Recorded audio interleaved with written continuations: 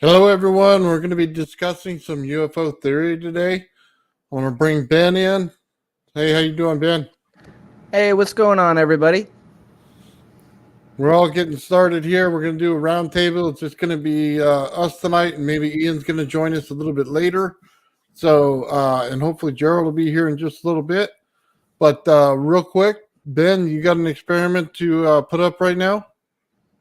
Yeah. I've been waiting for this new stereo amp receiver to come, and I tested it out briefly. It works, so we're going to do some over Unity testing, and we're also going to do some testing with the neodymium sphere. I want to mark it like you guys suggested the other night. Okay. And what would you suggest I mark it with? Like a line and an arrow?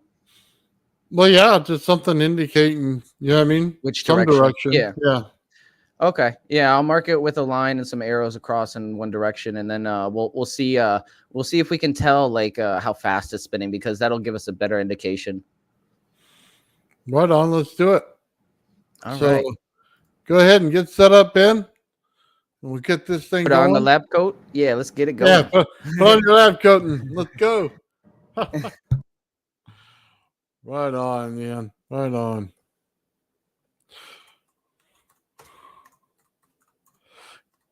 While Ben sets up here.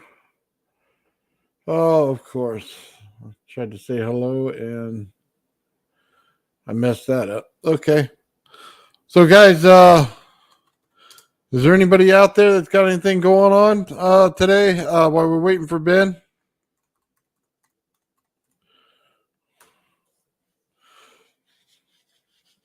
What's going on, Lulu? How you doing? So Ben sets up. He's got his lab coat on. Let's check it out. He's got his new stereo receiver now. So he's getting it going, man. He just put in his new coil yesterday, and he's gonna get ready to wind it the next weekend. Yeah, look how little that thing is. So that's awesome, man. Right on. Yeah, I'm doing great. We're just getting everything started here today.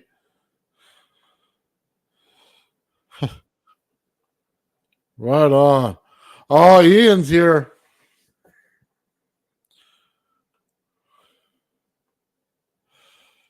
Hello, Bernie. Everybody saying hi. What's up, guys?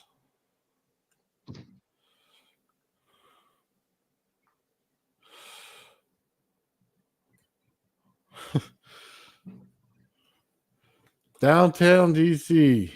Nice. Right on, man. Yeah, I'm excited, man. We got a lot of stuff going. I kind of want to see Ben's coil, and I'm happy Ian's here to see it so we can see how Ben's working it. So that's going to be really awesome.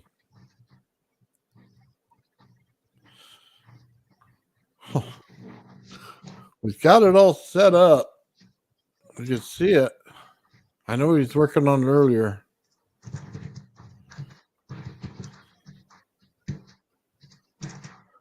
All right. Get this going, Ben. Ian, you there?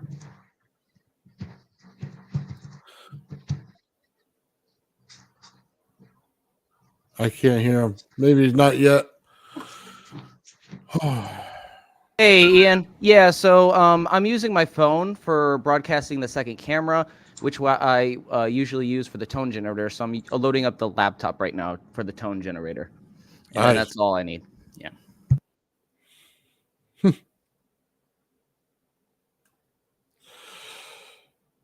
Yeah, let's hope he doesn't blow up his amp. Let's all cross our fingers and hope it goes well. So, yeah.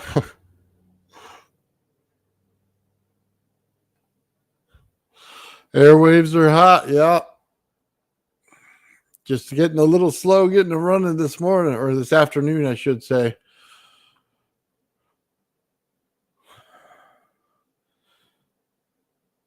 He's got them all turned on now. Let's see what he's got.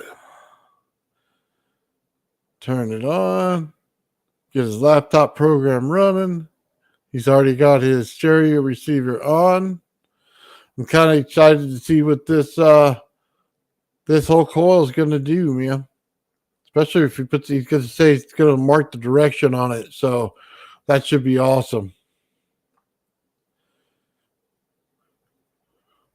Gotcha. Ian's at work right now, so he'll be in a little bit. Right on.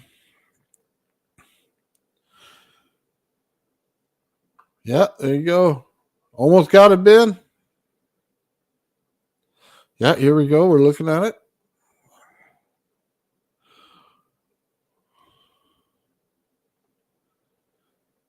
Yeah, it looks like he's got it running.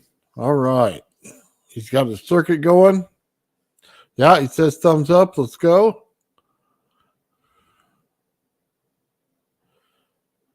All right. All right, everybody, we're ready to go. What do you want to see first? But mark that magnet and let's see it, man. I want to see that sucker. All right, spin. let's get the neodymium sphere and mark it, and then let me put the resonance to the Schumann resonance. That should give us our maximum effect. Yeah, go for it.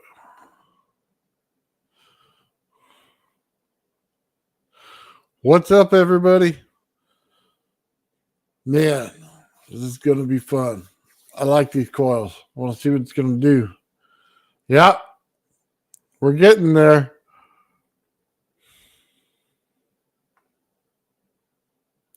Yeah, all three streams are synchronized. So whether you're on, yeah, got a hard hat. Whether you're on Ben's channel, you're on my channel, or you're on BurnEye's channel, we're all in, man. What's up, brother? How's everything going?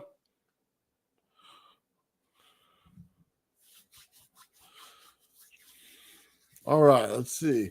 Let's hope it doesn't wipe off the mark. So there we go. Marks it. We got an arrow on it. Sweet. See if this thing will stay with the direction or if it goes something different.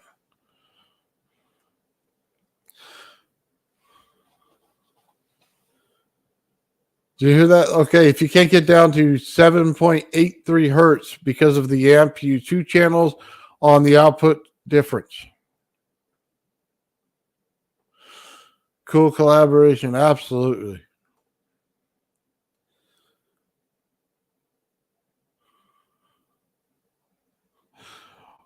What's going on, brother? Exotic Propulsion's coming in. We're getting ready for Ben to show us his coil here. He marked the magnet. We're going to see if it changes direction or not. We got Ian coming in a bit. He's working right now, and then he'll be with us when he's done. So, yeah, it's going to be a fun show, and hopefully Gerald's here soon, and we can get this rolling.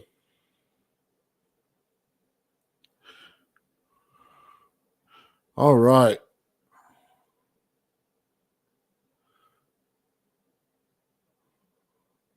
There we go. It's got it turned on.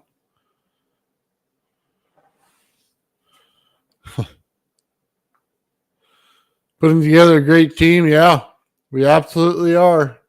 It's starting to come together.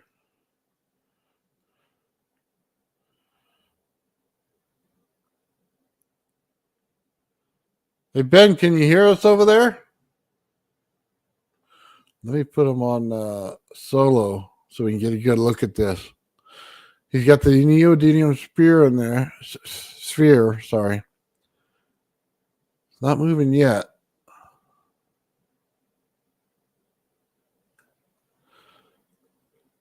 I'm actually going to do a show on the Gravity Flyer tomorrow. I'll just do a live show tomorrow. But yeah, there's a lot of stuff going on to it. I blow up a lot of circuits on it. It's just kind of driving me nuts right now. You didn't miss anything yet, Mike. We're all getting ready to go.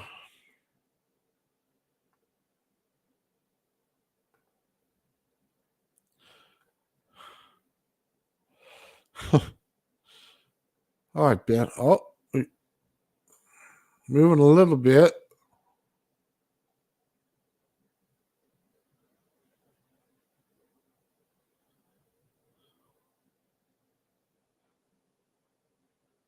Oh, there we go. So it's starting to rotate, Ben.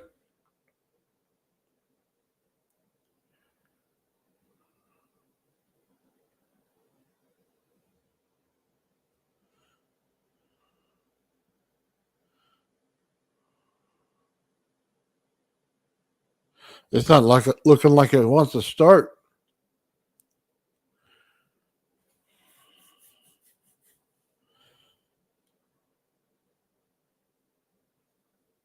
So, a quick update. Okay, go for it. So apparently it's not wanting to start the spin, and I think it's not getting enough power. It might be a little bit lower on the power side compared to my other power unit, the other stereo amp receiver. So I'm gonna do some experimenting with the different modes that it has, because it has a couple of different modes that I can use, and see if I can spike the signal a little bit. And then I'll continue to mess around with the frequency, because there is a sweet spot there. Okay. Well, you get it going. Exotic wanted to pop in real quick, so I'm going to shoot him an email. Mm.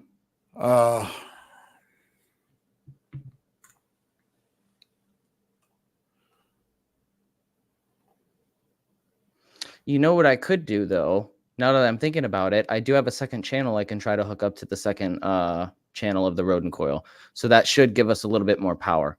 Yeah, there Let's you do go. that. Yeah, let's get do it that. in there.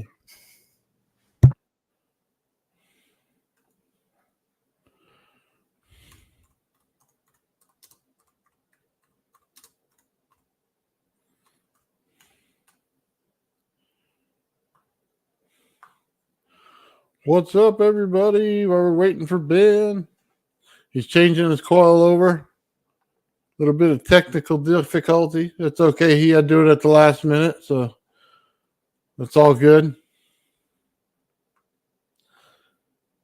Yeah, we're all getting going, man. Yeah, we want to see this thing run. What's up, Sean? Nice to see you, brother.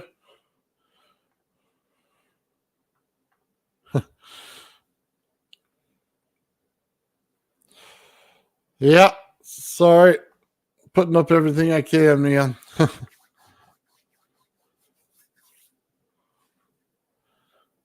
All right.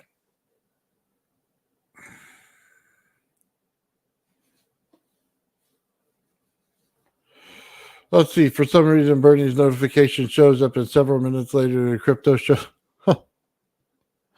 You know, I don't know if somebody else has got like everybody's thing on their list or whatever, but I set mine to mine, so when I type out, it goes to mine. So, yeah, just a little bit of technical difficulties there. Yeah, Ben, they love your hard hat.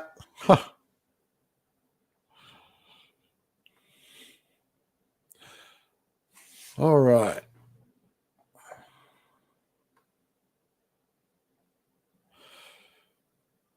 I don't know if he's doing that, but it kind of looks funny in the background.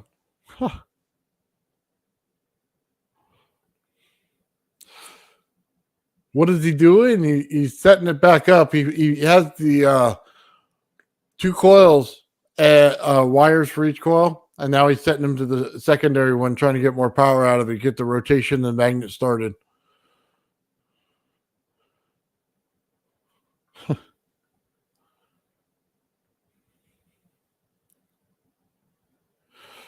Yeah, it might be YouTube. I don't know, man.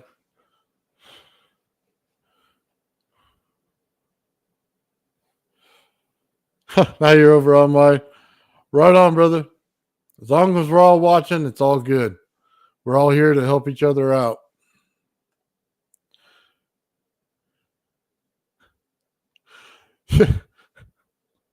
Yeah, get him a striped apron. I don't know about that. Oh, you gotta love technical difficulty time. Oh, yeah, that's funny. Huh.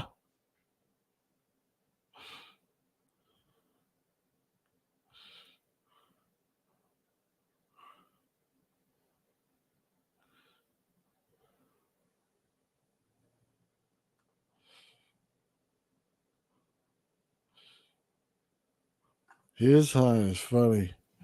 All right, looks like he's getting it going again. All right. Let's see. I see the neodymium magnet moving. I don't know if it's rotating yet, but it's definitely wobbling up there. Let's go back to the solo layout. Let's take a look at what he's got going here.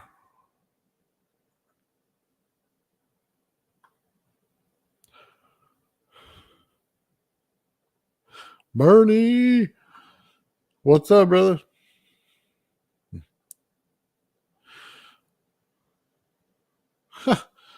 Yeah, I don't know about his electrical bill. I don't think it's affecting it much at all, to be honest with you.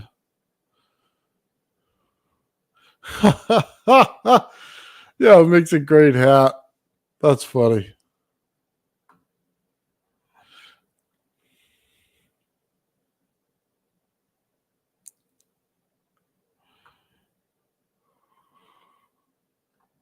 Yeah, Ben, I think he is muted.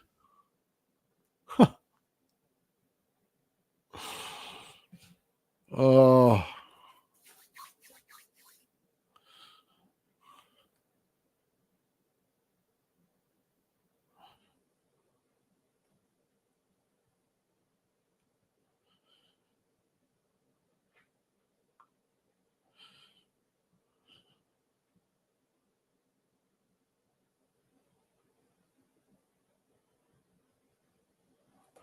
Well, looks like he's putting frequency into it, but I don't know if that program's agreeing with him. They said no go. No go. We got a dud. Huh.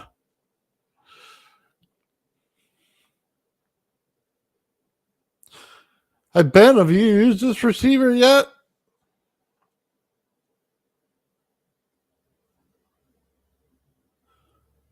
No, he's done with it. He's turning it off. So I did use it briefly, and it does produce over Unity, but I haven't used it for the neodymium sphere yet. I just got it in the mail, like right before we went live. Gotcha. I'm going to continue to mess around with the frequencies to see if I can get it to spin. It doesn't look like it's going to spin, though. It might be a little less power than needed for that. But we'll continue working on that. Hold on real quick, Ben. Before you go back, the other stereo receiver was more powerful. It's putting out more voltage or what? Yeah, I mean, it appears to be. But to be honest, I can't see where the gain level is when I hit the knob, so it's hard to tell where I am. You know what I mean? There's no display for like 1 through 10 or 1 through 60 like on the Insignia. So gotcha. It's a little bit cheaper.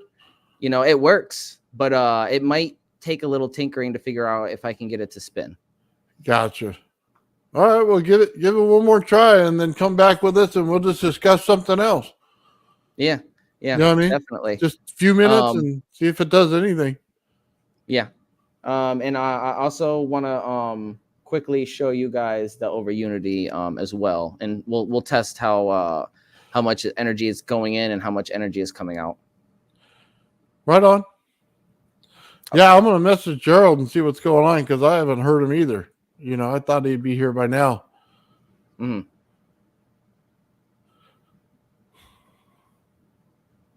So, all right, I'll be right back. Yep.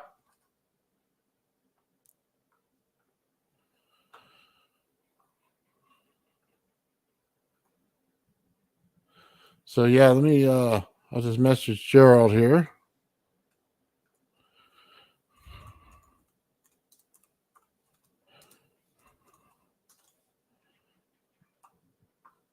There we go. Sent that off. All right. Okay, well, we're going to watch Ben's lab coat for a little bit, apparently, and see what he's doing. Yeah. The heart makes one expecting something to go boom. I think he's expecting that neodymium magnet to pop out of there and bonk him in the head. That's what I think he's thinking. Huh. What's the latest? Well, I just keep blowing up ZVSs on my gravity flyer. So, hey, if you guys don't mind, while we're waiting for Ben, we'll just talk a little bit. Yeah. So on my gravity flyer project, I isolated parts of my. You can see it behind me. My coil, this side over here, my Tesla coil. So I can pull the oscillation in and pull it out of oscillation quickly. So what it does is I'm getting too much back pressure, and it's starting to blow ZVSs quite often. So I'm getting some force that comes back to the disc and it's popping it. But as soon as it does, man, I start getting things that blew out. So I definitely need to put a breaker in there or something to stop that, or just a simple fuse. Be a lot cheaper than blowing all these EVS boards. But I have to have the feedback because I need it to go hot. So the other solution is just run it normal and then put a switch on the wire that comes out of the number 2 coil on the top, and just do a switch there. That way I can run it down the coil, okay, on the gravity flyer where it hooks in. I can get it to oscillate perfectly, hit the switch on the wire itself, and it'll bring the heat to the circuit. So I'll turn a cold circuit into a hot circuit real quick, so it uses the energy to be able to explode. So I think that's where I'm going on this for the next time. But I have to put that fuse and diode in order to stop this thing from exploding TVS boards everywhere. So it's just the MOSFETs can't handle it. As soon as they get heat, boom, they're done. So let's see. Maybe use RFI filter on AC better. Yeah. So I don't use the AC going in as a DC voltage going in. So it's not necessarily an AC thing. When you put the DC in there, it gives you the distance, right, in the field. And I don't get any light up on the end of that wire. When I put in the AC, man, that sucker shoots about 12 inches in the air of absolute sparks. So, yeah, it's just a little bit different on the circuit. Okay. What is this type of engineering called? It's called back of the lab coat. That's what we're looking at. Having fun with you over there, buddy. Let's see. Yeah, the MOSFETs are getting too hot immediately. Like, you can't, they don't like back pressure. And that's why it has to be fused or something, or maybe go into, something else. So, but I think if I just put the wire on the end and use it on the hot side, I might be able to get what I want without blowing it. Even then, it's going to put a little back pressure in it. So it's just fumbling through it, and eventually something's going to work right. So I just can't build up enough pressure to pop it hard enough. So that's kind of the thing. Let's see. For the breakers, it's not so much the breakers I trip in the wall. That's not what I'm talking about. I'm talking more of a inline fuse from the ZVS to the coil. So ZVS to the number 1 coil, it needs a diode and a fuse combo. So a diode to make sure it goes to the out properly, and then a fuse to make sure it doesn't pop back in to my ZVS, because that's the part that's killing me. It immediately goes back and fries it. So, but it's not popping any breakers in the garage or anything. So,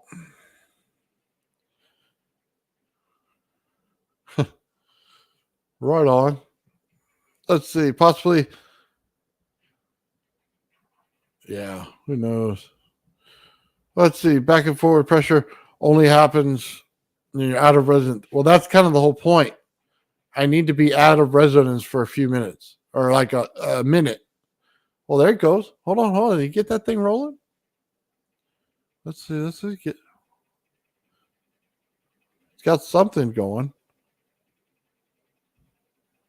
No, it's just staying there.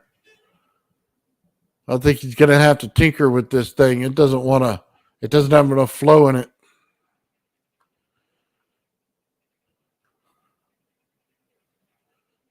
Yeah. Yeah.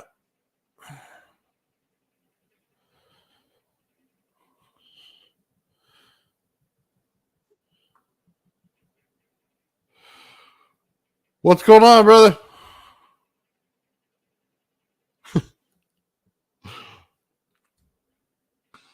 Your mic's off. Oh, is this working? Yeah, it's working now. All right, good. Yeah, never know with StreamYard. Sometimes it changes my mic settings between login sessions and whatnot, but that's probably because I'm using a whole bunch of script blockers and various other things, mainly because if my information is going to be given out, I expect something for it. I'm not going to hand it out to all these companies for free, So, Yeah, well, anyways, right on then. No, so I wanted to talk to you a little bit about your ZBS and some of the problems that are associated with converting it into a Tesla coil driver. Works fine Go at for lower it. frequencies. Okay, the two resistors that are on the ZBS are there to provide gate pull-up voltage, and the speed at which they are pulled up is based on the input voltage to that circuit and the resistance. That has to do with the gate capacitance, and so they're designed for operational frequencies less than 100 kilohertz. When you start to operate them at much higher frequencies, they can't pull the gates up fast enough, which causes the MOSFETs, instead of turning on all the way and giving you those super low on resistance properties you're looking for, it causes them to turn on slowly, so they act more like transistors and they operate in the linear range. Now that's a problem. So the first mod to do is to actually double up or triple up on those resistors.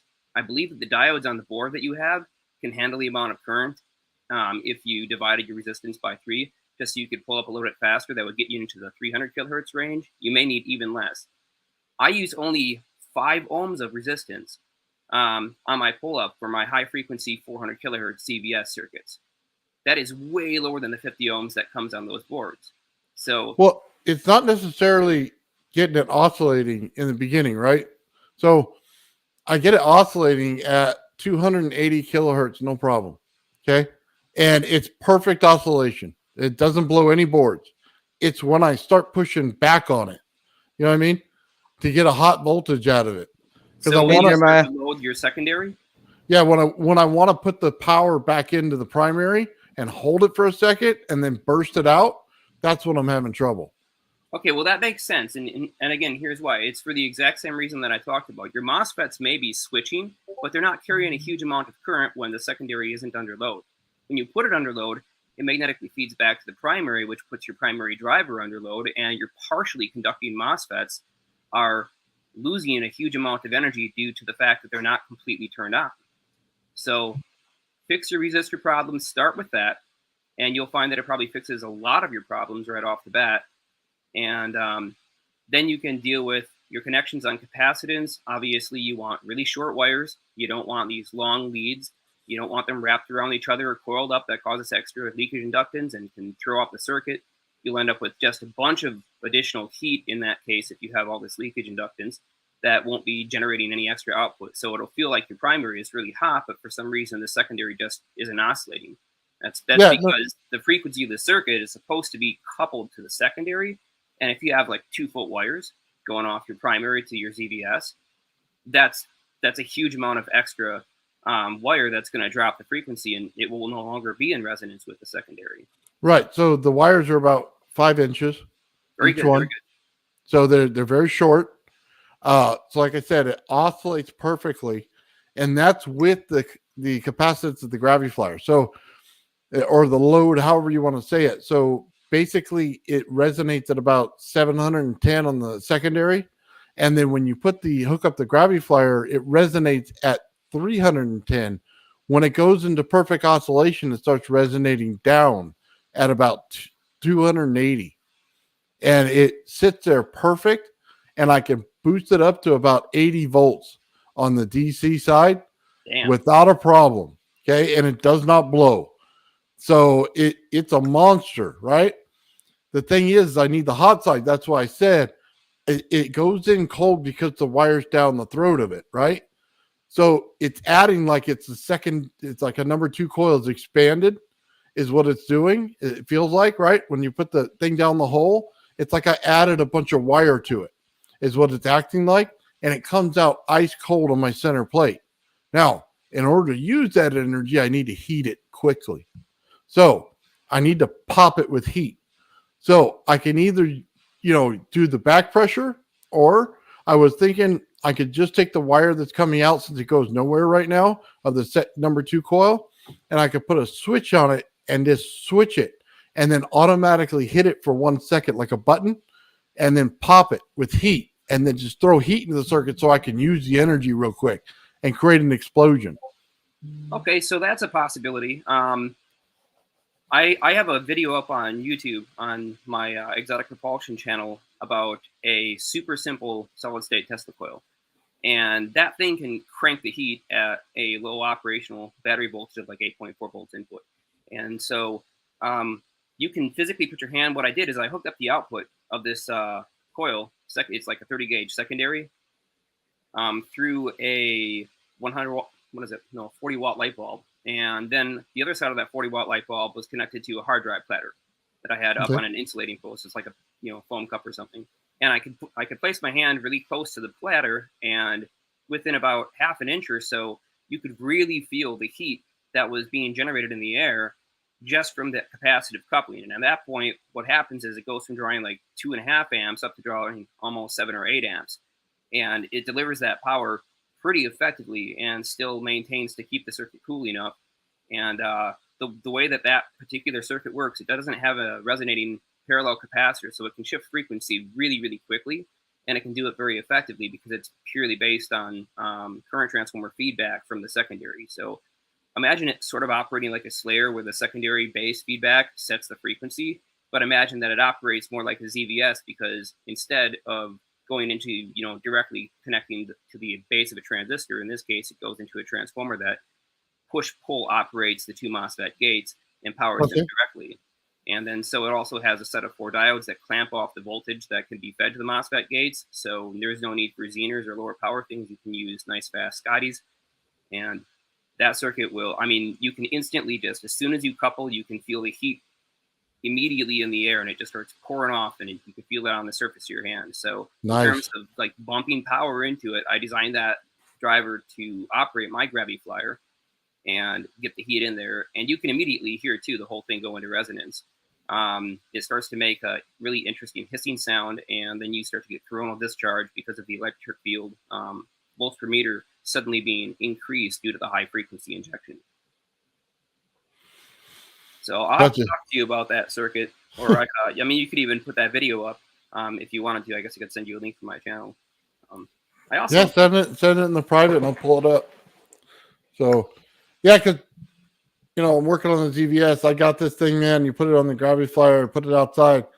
I'm going 8 to 10 feet on each side.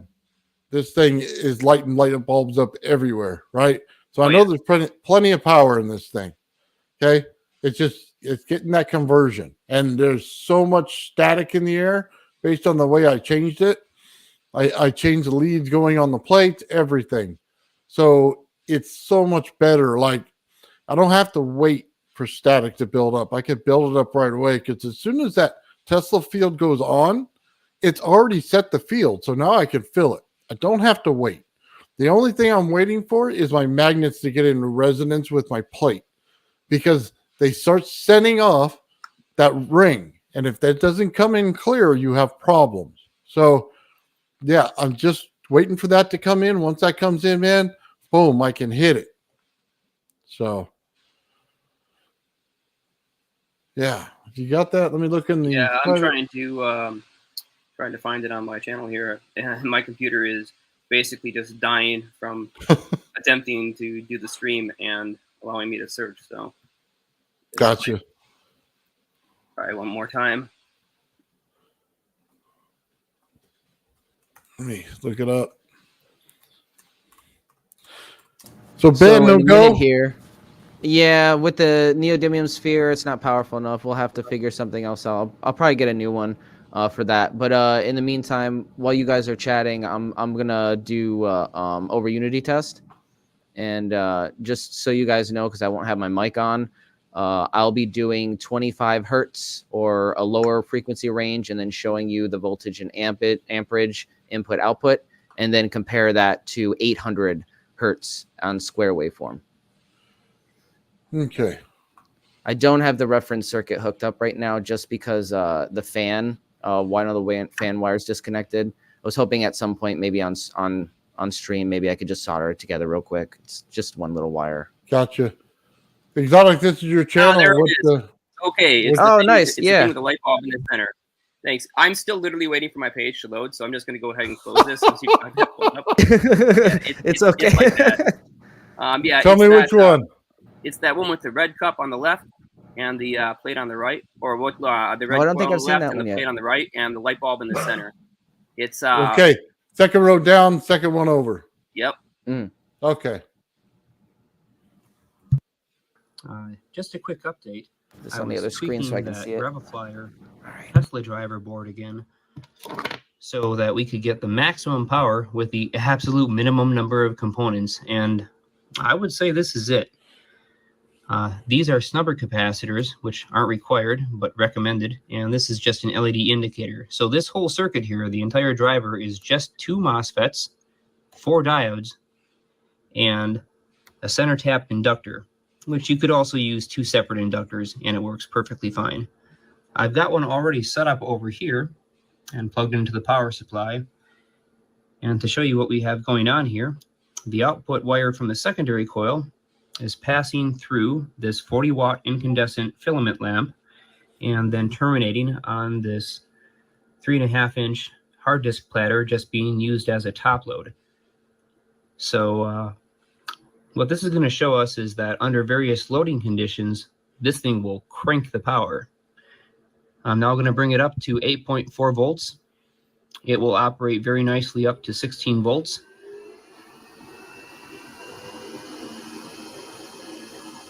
But if you just wanted to use a 2-cell LiPo battery, it works great off that. So here we are, 8.3, 8.4 volts, drawing about 1.4 amps idle.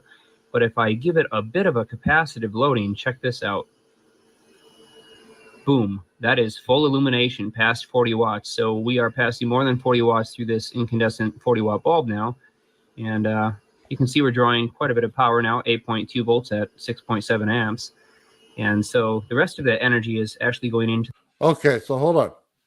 Okay. As soon as you did that, you just added, what did you add there? Capacitance? Is that what you said? I just brought my hand close and I dropped the frequency of the circuit slightly. That put the tuning point of the primary coil replacement into ideal resonance. So I'll just add one little piece of information that's kind of important to understand about this circuit. Because it is so simple, it uses a little CT, like I mentioned, that feeds the MOSFET gates. Well, when you add capacitance on the output, it gives more energy to the gates, actually providing that energy. So instead of having resistors like the ZVS, the more it needs, the more it gets. It automatically feeds itself back. So when I put my hand close to it, I increased the loading energy, dropped the frequency, and the power draw went into phased resonance. Now with my hand and her body being part of that circuit, just capacitively coupled.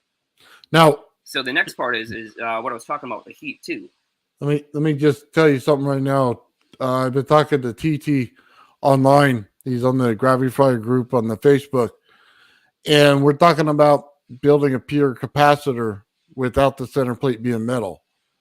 So it would be a capacitor between the top and bottom plate. Center plate is clear acrylic, and then we get the capacitance. So the thing is, that piezo buzzer does that same thing. It'll add capacitance to it as a capacitor when you set it up without the metal center plate. So yeah, just you can try it. Yeah, well, you got to try everything. So I have 3 of these things. You know what I mean? So yep, we're going to rip one apart and try it because he's telling me he's dead set that it's going to do it. He's dead set that center plate is plastic. So I'm just going to try it and we're going to find out. You know what I mean? That'll He's be pretty interesting. good. Yeah, Hey, that'll be really interesting. He's gotten lifters to lift with his Tesla coil, man. So he's got something in there. All right. Let's get back to the dielectric field above and around this top load disc. And if I bring my fingers a little too close, no arcing, I can feel the heat from that dielectric field. So a lot of the energy is being radiated out, but it's quite surprising just how much current is actually being passed out of that secondary coil. And it looks like the super simplified driver with the minimum components, it can work pretty darn well being stripped down like this. So it looks like we might have a winner. I would say that about sums it up. I'll be pumping out those schematics once I verify that the driver board is not having any problems with various super cheap MOSFETs. So I can send you that schematic too. Just email that to you, and it's a pretty easy assembly, honestly. Yeah, I appreciate it. You know what? I just realized how to get it. Yeah, Yeah, it's that nice. simple. So what's the All I need to do is add the capacitance, which all it was is the piezo buzzer's not big enough. that could That's be. it. I tried arrays of larger piezo buzzers, use huge transducer discs, try to get the volume up. It's like, you start. I'm hitting just gonna limits. drop. I'm gonna take out the 1 and drop in 3, and hit it. Yeah, I've done 3 as well. Because not on top of each other. No. I'm gonna just Side by do it. side. I'm Side gonna by side, triangle them. triangle. Exactly. Yeah. Well, because here's the thing. I'm getting all the energy I want. I'm just not getting that pop. And if you're right there, then all I have to do is hit the pop. Is just get that heat to pull in just a little more. Yeah. Pretty There you go. straightforward. That just pops right on top. Yeah, see, I got that ultrasound set, man. Perfect. I hear the little clicks in it. I don't know if you saw the video, but as soon as you turn it, I can hear the click, and then turn it the other way and hear the click. I know exactly where this thing's at. You know what I mean? Yeah. Where the hot spot is, where where it's going to hit. When I push that button, that plate in the center starts to react. It starts popping. Well, all I got to do now is pop it on the 2 plates. You know what I mean? And get that resistance to change, and it'll send that circuit hot. So, yeah, that should work. That should work. I mean, in the one case where I was just looking at the current, sorry, just watching the current draw, I turn on the electrostatic field. All of a sudden, the air is now ionized, and so it's in a plasmatic state. Then I watch it fall into resonance again and start drawing a bunch of current as it gets delivered into the electric field. And that you can start with just the DC high voltage. You generate the electrostatic field, you generate the ions, and then all of a sudden, the circuit begins to act much differently because the effective distance between the plates, it's decreased due to the fact that you have all these free charges conveying the energy much more quickly than just an open vacuum where epsilon alone would do. So did yours start to shake a little bit more? Oh, yeah. Yeah? My plates are extraordinarily balanced, so it barely vibrates at all. But it was enough for it to just start scooting across the bench. Okay. Mine goes up and to the left. The whole thing starts like this. Okay. I haven't had mine lift yet at all, and I haven't really spent too much time messing around with it.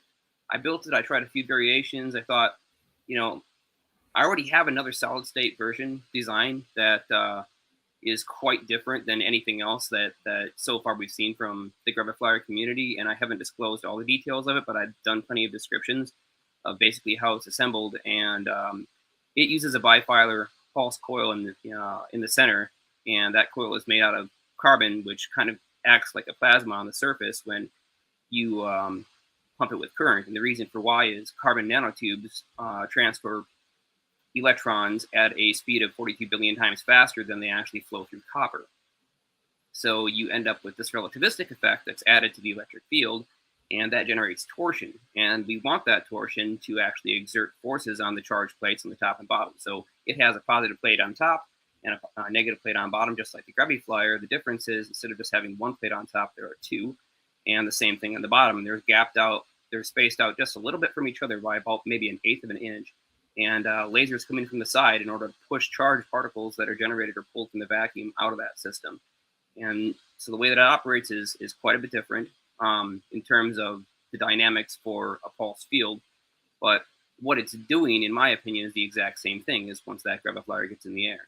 And I think they're effectively doing the exact same thing to the local space-time, and I think that they operate by the same principles. So I haven't got that one flying. I'm still working on the specialized material in order to get it to work. I use a metamaterial mixture, which is a combination of hydrogel, graphene, bismuth, and a proprietary perovskite mixture in order to make it photoreactive within the laser wavelength that I'm trying to pump for. And going all high tech on us now. Well, that's in order to get this high electron drift velocity, right?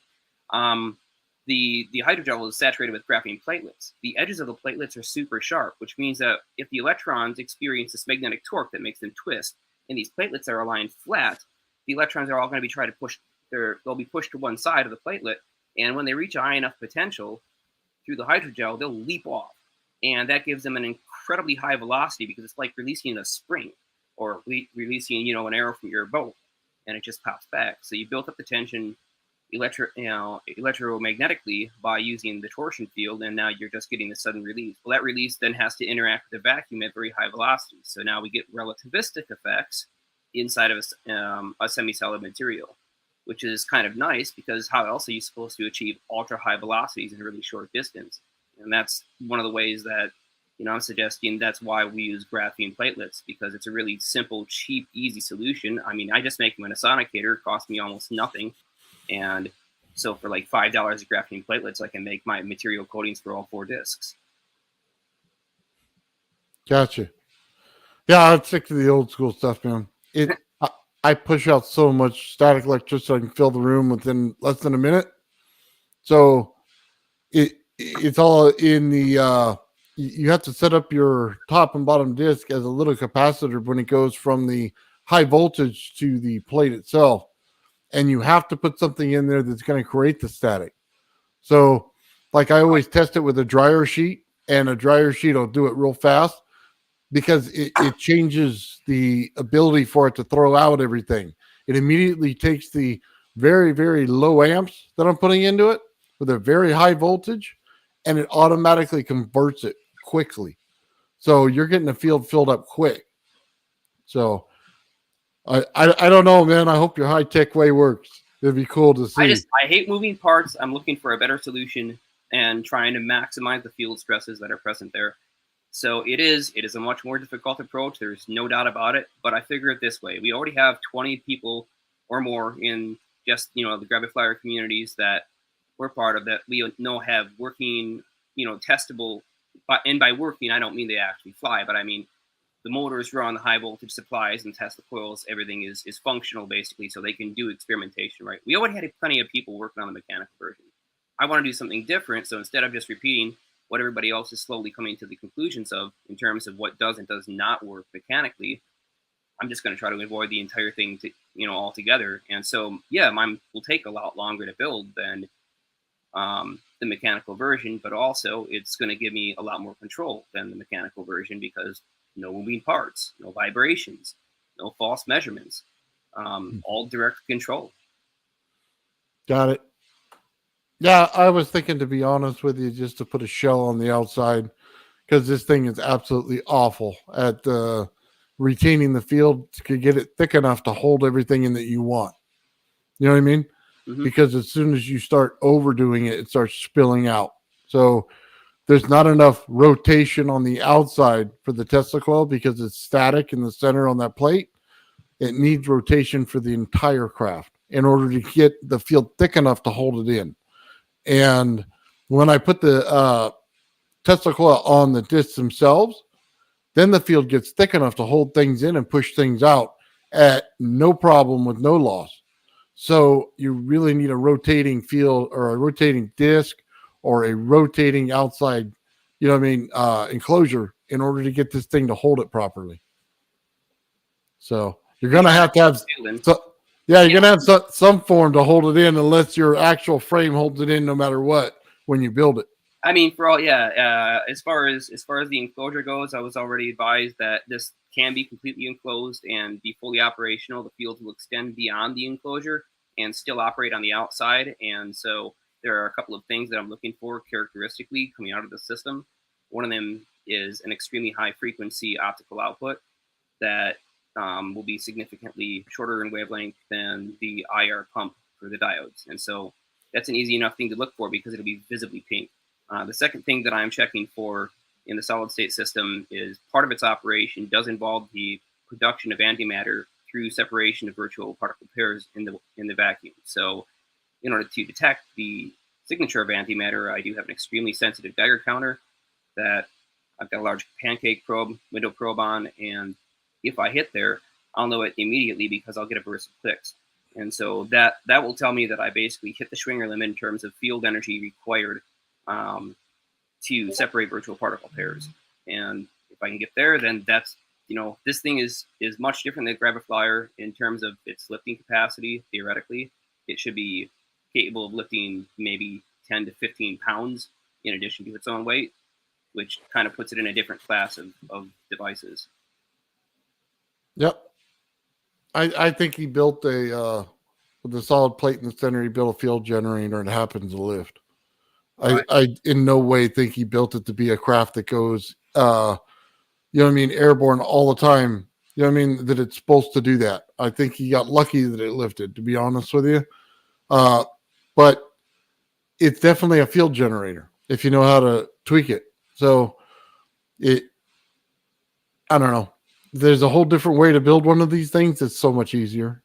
So much easier. I have a solid state version myself, and it just works completely different.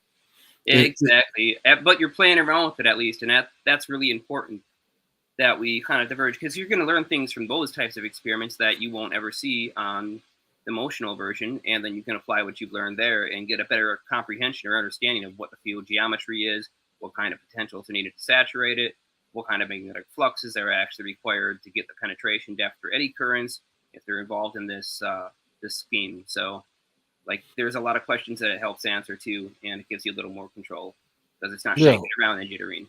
So. Well, I tried to tell everybody else that you got to throw away those neodymium magnets. They're killing your gravity flyer because all they're doing is producing heat in the center plate, and if you got a cold plate, you're using the energy before you can use it. If that makes sense, you're already killing it before it builds up. It's a complete waste of time, and I don't care how many gouts it's got. It's worthless, completely worthless. You have a short field. It's about that small. That's your max level. That's the best the neodymium can do. Then it gets so much weaker as it goes out, where the other field will actually convert and touch the other plate. So, that has to do with the velocity of the electron valences inside the neodymium versus the iron boron. Your ceramic magnets have a totally different radius and a different electron velocity that puts them at a slower speed. And so the field effectively reaches out a lot farther because that wavelength for their oscillation going around one rotation is much longer. And so that longer wavelength directly equates to a change in the field permeability of the localized space. Neodymiums are great because they concentrate the fields, right? So everybody thinks they're the greatest thing in the world because they're so strong near the surface. But of course, a neodymium is not that. It's not that it's that much stronger than an iron boron or some other kind of magnet. It's that its field is so focused inwards that you're really sacrificing range. And sometimes you want range, and you want the ability to actually get those fields penetrating instead of having to perfectly space it, which kind of kills your ability for electrostatic tuning, right? So I agree about the magnets idea. I still think that neodymiums can work. It's not necessarily a complete deal killer. When Charlie got his gravity flyer directly from Alexei, those were busted up neodymium magnets. They're Linko. They're not neodymium. Well, he says there's about 1,000 gout difference. He says that they were, but I looked at them and I looked at the color, and I asked Charlie to take really up close pictures to see if they actually were, and I've busted plenty of neodymiums and they look identical. And I've seen Alnico magnets and they look significantly different. The color is different, the coating is different, but these were classic, nickel copper plated, so they look just like neos and they use the same modern neo process. So either he bought something that he thought was different, or what he said he sent Charlie is different than what he actually sent Charlie. Yeah, well, I could tell you based on the results of the lab work that the neodymiums are garbage. They put out a garbage ring. They don't have enough, they don't produce a big enough field at a good strength. You know what I mean? It's a massive drop off, and you're not getting enough speed on this to get the right strength anyway on our neodymium. So the difference is we're running about 700 RPM on the bottom disc because they're fan motors, where I'm not running DC motors like everybody else is. I'm not trying to overpower it. So that field has to be created with the ceramic. When you use the neodymiums, you have to get it up around at least 4,000 to 7,800 RPM to get at least a 1-inch field coming off of this thing, where you can actually feel the eddy current. Otherwise, it's garbage. So it will put in heat, and then it'll warp the living daylights out of your center plate if you try to put magnets in both ways. Complete junk. That idea was the worst thing you ever came up with. And everybody keeps repeating it to me, and I showed how it works, and it's garbage. Complete garbage. So, Oh man. yeah, I don't know, man. They just should have used the right stuff from the beginning. I took off all the shells, and I just went with the ceramic because it's so much better of a field.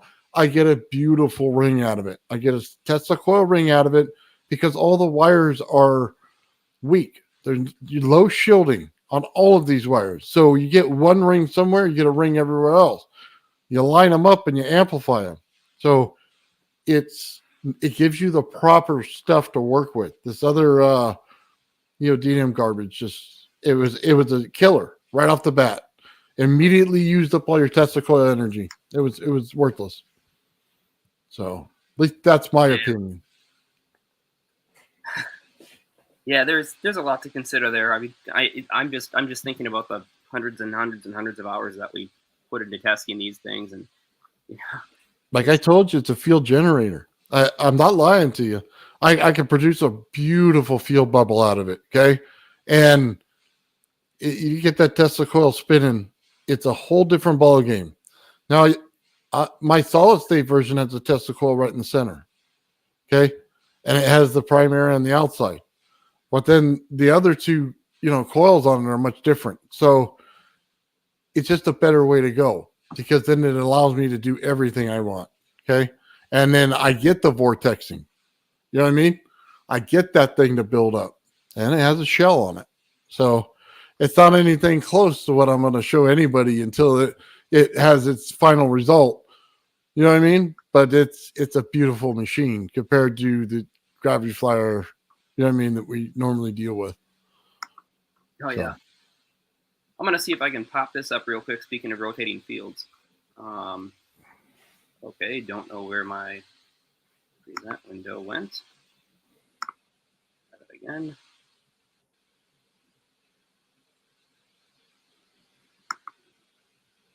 Okay.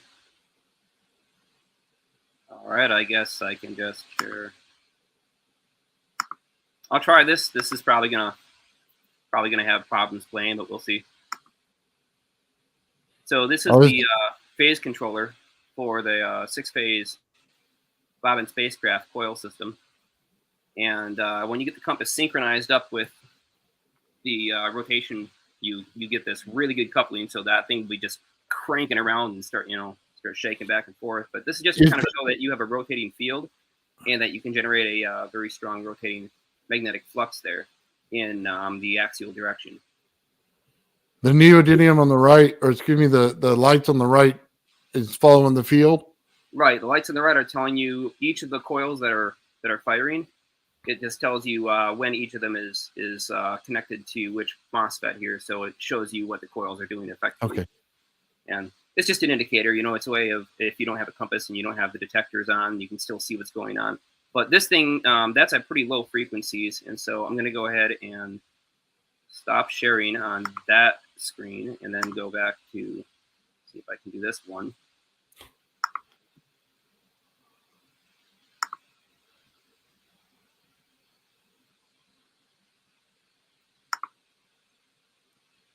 Let's see. Yeah, it looks like I can do that. So there, I can put this, and hopefully we can see the window. So down here at the bottom, this is the basic layout of the bobbin spacecraft here. And inside of it, there are 3 main components that we need to look at. We have this solenoid coil. This is just like, your normal electromagnetic solenoid. Produces a magnetic north on the top and a magnetic south on the bottom, and a rotating electric field that is following axially along. Now, second part is we have these coils, which are orthogonal to this big coil, and they produce a magnetic field that follows the core, part D here, in a circular fashion as they're fired sequentially, just like we watched in that video.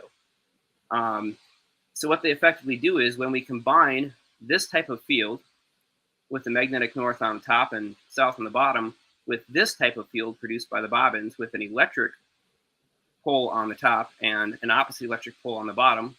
So this could be positive on the top and negative on the bottom, or we can switch those places. There's an interaction between the coil on the inside here and this orthogonal coil on the outside, because they both are trying to magnetize the local space. They're trying to send out that same magnetic field that's transmitted by any magnet or any coil when you have a current flowing or when you have electrons cycling around in a loop. And the problem is that space-time can only hold one of those two fields in a particular axis. So when you take the two and you cross the fields, space-time has to contain all the energy, but the two coils can't actually interact with each other and cancel out in any kind of destructive or constructive waves. So the only way that it can store it is gravitationally. And just to sort of build this better, I redesigned this from the old core that I was using, which is hanging around here somewhere. Yeah, so this was the old core that I was using, and this is steel that was glued all tightly together so that these plate laminations can't actually vibrate against each other. And when you get this thing going, you start out at a lower frequency, you can really hear it start to ring. And when you get the magnetic field in the center just right, it gets really loud, and you can take this one up to about maybe 70 to 100 kilohertz. But going back to that other core, in the on the inside, there's this second coil. This is the one that we see in the internal solenoid. And what it's going to do is, as the field kind of travels around the core in a clockwise or counterclockwise direction, depending on which way I want to run it, the dipole moments are being tilted to the side to try to follow that field. But meanwhile, each coil that shuts off, there's this other coil that's trying to tilt those dipole moments back upright. And so they start to get flipping around like this. And if we can get them flipping at just the right rate, we can get them to flip in a precessional path. And we can store that energy up locally so that the total field is much larger than the superficial field. And so when the whole thing is wired up on the bench like this, what it looks like, I've got to deal with all these wires, tie it all together, put this all on basically a piece of board or whatever and hang it from a scale. And then I also want to see if it has a torsion or a twist. Other interesting stuff that's relevant to you, and I can go into more of the technology and how that system is supposed to work, but Adam is also building a version of it. And he built something kind of curious. So here he's got these individual coils. He stacked them up first layer like this. This is one of the two phases. And then he stacks a second layer that's exactly in between. And he shifts the phase of that layer 90 degrees. So he gets a rotating magnetic field that travels around whatever he puts this coil on. In this case, he's testing a cast iron pan to look for the penetration depth at a certain amount of power at a certain frequency. And so he's feeding it with a function generator through this amplifier. And then on the back side of the pan, this simple coil is picking up the magnetic field. So whether it actually gets through the pan or not shows up on the oscilloscope. And this tells us exactly what frequency we get in terms of the eddy currents traveling through the pan in order to penetrate through it. And we can stick any material in front of that little array, like an aluminum disc from the center plate of the Grevy flyer or something else, and see what the difference is in speed and how long it takes for the eddy currents to basically become neutralized and the magnetic field to pass through. So it's just another way of testing it, trying to get more data that is otherwise pretty hard to detect on the Grevy flyer. And it's a very practical approach. So I can stop sharing that now. What's that? He created a motor out of it. What's that motor is called? I forgot right off the top of my head. It looks like an axial flux motor, if that's there you go.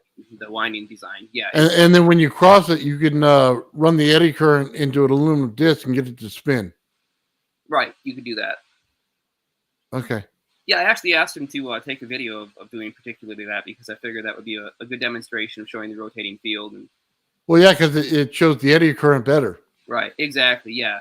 Just seeing the rotation is nice. And then you can hook it up in order to see how much voltage and current you're getting out of the eddy current on the plate.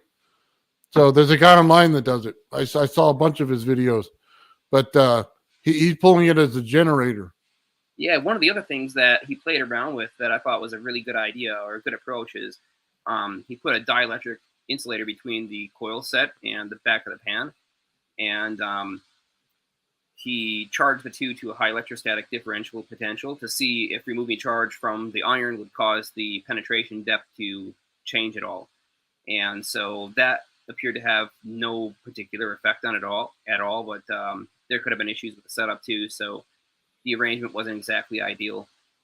Anyways, it's something else that we still wanted to look into: is can high voltage actually change the material's resonance and various things like that? Take a rod and when you put it on your plate, build it just like you would a DC motor with the brushes, and then pull your electricity from there. It should be able to tell you a lot. You know what I mean? So every time it goes around the brush tells you exactly what it's doing. You know what I mean? And then, yeah, I'm just saying. It would be way easier. And the feel, you know what I mean? Whatever that disc is putting off, you should be able to pick it up on your oscilloscope pretty easy, shouldn't you? Well, yeah, on the vibration that's created. Necessarily tell us the penetration through the thickness. That can tell us. That'll tell you the penetration. I agree with that. Right. So that's why we were testing it in the way that we were, is so that we can tell actually, what speed that field needs to move at and at what strength it needs to be, which basically allows us to figure it out with the rotating magnet assembly on the Gravity Flyer, or with the solid state system, like we're working on with this rotating magnetic field system, and the bobbin electromagnetic spacecraft patent stuff. So it's just more to inform us about how the cores are going to react and whether or not we can actually reach the field intensity we require in order to get an interaction strong enough for observable effects. But that's it. Yeah. That's pretty much all I had to present today. So I just dropped on to share a few tidbits, and hopefully I appreciate you coming by. But I want to check out that Tesla coil circuit for sure. So if you got it, send it. If not, I'll just look at what you did, and I'll be able to put it together. So yeah, it's really straightforward. Charlie C also has posted up, I think, a video showing that circuit too, because I sent it to him. And so you could probably just go check out his channel if you didn't want to wait. But he's got one up there somewhere of the whole thing. So, all right. Yeah, Charlie's been putting up some pretty good stuff on there. I've seen his Tesla coil he just did. I don't know if you saw it. It's amazing. It's just it's awesome. 2 years of Gravity Flyer research he's been playing around. So yeah. Well, he put a water pump on it. I mean, the whole water cooled system. Yeah. I know. Way overkill for me. Like, if I'm gonna have a Tesla coil that's operating, I can draw. If I'm drawing like over 100 watts or whatnot, I still want my FETs to run cool, or my IGBTs to run cool. If I need a water pump, if I feel that that's actually something that I require, then I'm running that circuit so ineffectively that I'm going to redesign it until it doesn't generate the heat anymore. Well, look, check this out real quick. Yeah, I've seen it. I mean, I've seen his video. This is the wire that I use on my ZVS. That's this one going in. So cheap little 99-cent store wire. And I am pushing 12 inches on an AC field on my Tesla coil because it's so in tune. I get absolutely zero back pressure with this little wire. Normally you burn all these things up. Yeah, not with what I'm doing. But the nice part is you're operating at a really high voltage too. So that much higher voltage in, like, you're seeing 8 or 10 amps draw on my meters from that kind of stuff, because I'm operating down at battery voltage. I figure if I'm going to design something, I want everything to be capable of running straight off a battery pack and not screwing around with a variac or anything else like that. That's good for learning about it.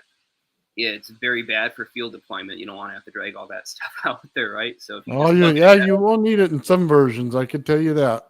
Hopefully not. I got my little RC packs. You know what I mean? 12 volts, can throw it up to 24 if I want, and they're very small. The only problem is when you start messing with frequencies, man, things don't work right. So that's the only thing to overcome on that. You know what I mean? To get it completely to a controller basis, and it's kind of a mess. Oh yeah. So yeah, but I like his water cooled system just because it looks cool. Oh, I agree. I agree. He did he outdid himself with it. He didn't solve the engineering problem of the heat generation. He just patched it up with a water cooling system. So yeah, I've never seen anybody take a Tesla coil, put water in it. Really?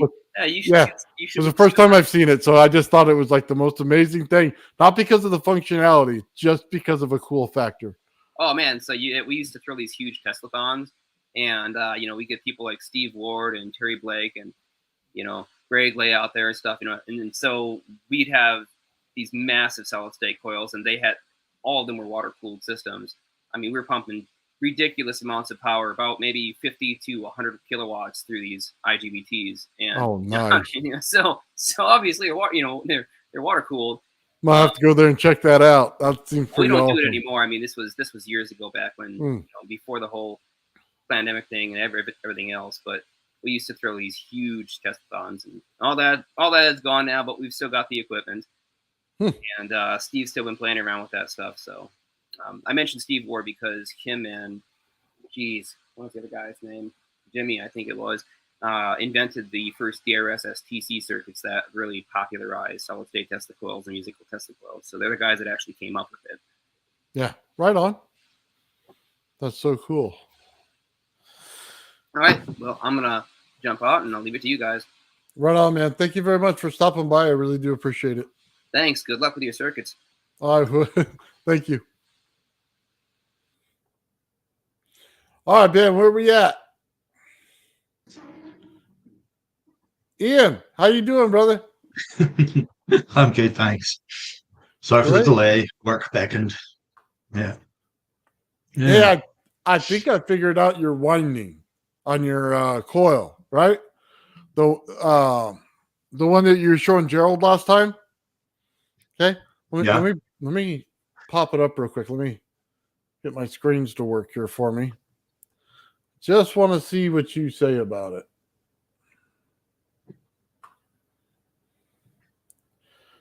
Give me 1 second. Almost got it. And here we go.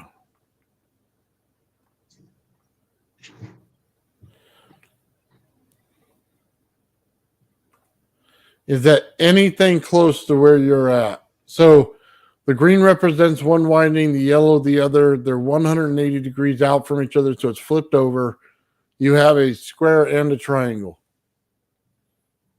Okay. It's more than that. It's there's triangle, square, pentagon, hexagon, octagon. Really? And then the reverse, going back into a triangle to finish off on the top. So it was kind of widening out and then closing in again at the top. Oh, so okay. That's what I was just trying to figure it out. Yeah, I mean, it behaved. I was running some tests on that and the new one I made today, and that one behaves a lot better than the ornament I just made yesterday. The ornament, but you see, I don't know. It's like I thought the one I made yesterday on the toroid. This one. Okay, give me 1 second. Let me pull this up. Yeah, that one. So it's I was kind of reading about there was a couple of presentations on Tesla Tech about how to wind the rodent coils to cancel out certain effects, and if you want to cancel out the magnetic field and make it more of an electrostatic field, then you need to reverse the winding on what you've just wound, so the actual current flowing through it will cancel the field. So actually, you've basically built a bucking coil against itself. But rather than it overheating, there's another means whereby it cancels out the magnetic field. And I thought, well, if it cancels out that, there's another school of thought that seems to think that the ether movement is, well, there's a book I'm reading at the minute by Dan Davidson, and he claims that the ether movement will not be cancelled out. It will be amplified, but the magnetic field will be cancelled out, and it won't get in anything's way. So he says it makes it a much better movement. Anyway, so I thought I'd do. So for every winding, there are 1,104 turns on each node. Can you show that up to the camera real quick? Yeah. So everybody can see 20, it. The 24 nodes. I numbered them on that side, so to stop me getting lost as I usually do. But it almost looks like a Mandela. It kind of looks like an eye. Yeah, or an iris. Well, the distance, an eyeball. Yeah, but it's but I haven't done. I built Gerald's when Gerald was on with us a couple of weeks ago. He gave us that circuit. there was kind of a Bedini style circuit where you're impulsing the battery with the negative impulse. Yeah. Basically the back EMF, the discharge from the coil.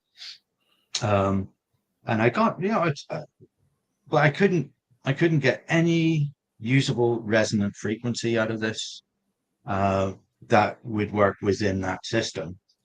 But this one I did differently. Again, I'm playing around here, and there are probably huge holes in my knowledge compared to what Gerald knows. But I keep trying to associate the ratios of either the geometric sides or angles with the diatonic scale. So if you've got between a square and a triangle, it's 4:3. Hexagon to a triangle is 2:1. That's an octave. 4:3 is perfect fourth. And then you've got 3:2, which is the hexagon to the cube. That's not the cube, the square, and that's your 3:2. And then obviously the octagon on top. I like the octagon because it progresses in threes on the nodes naturally. So that gets me into my mod 9 as well. But the octagon is obviously 2:1 to the square. So the problem is that when I started winding it, I realized that I was losing the angles because of the rotation around the actual. Because what I was doing was starting from, where's the start? It was there. So start here, you wind around, inside, and then out to the first node, which would be 8 for a triangle, then winding back in here. So you've got a 360-degree rotation, but it's reversing. It's doing it in a helical pattern, but rather than closing the actual circle, it's then reverse winding and coming back in the other way. And then once you do one full round, then reverse that completely and actually wind over that winding as well to try and get this sort of effect of it. But I haven't had a chance to do anything other than that Gerald circuit today, which it didn't do anything. It's still a nice ornament. It's interesting. It looks like the field geometry is concentrating it in the middle, and then it's spaced out farther on the ends. Yeah. Yeah. Well, yeah. I mean, it's but again, tying in with the diatonic scale, I've got to set up the small mixing desk I have, an amplifier, and actually pump the same frequencies into it. What I was hoping to be able to tune it to get its resonance to a specific Pythagorean fifth equivalent, and then I can just take it down to an audible note. Because if I can resonate a coil at a, say, 70 or 80 kilohertz, then I can actually put on top of that or inside it many frequencies all the way down to maybe, I can go down to 1 hertz, and it doesn't go crazy like it normally does when you impulse around there. Normally you just get massive spikes and uncontrollable things going on. But when you actually have it in resonance at a tuned frequency, that is a harmonic of the frequencies that you're putting in underneath it, it turns into almost like a wave tunnel. It's a bounded area that it's basically encased by the resonant high frequency, and all the low frequencies you can see them spiking up and around it. Wow. But it's completely smooth, and it just looks like a tube on the oscilloscope. Cool. Whenever you see them all.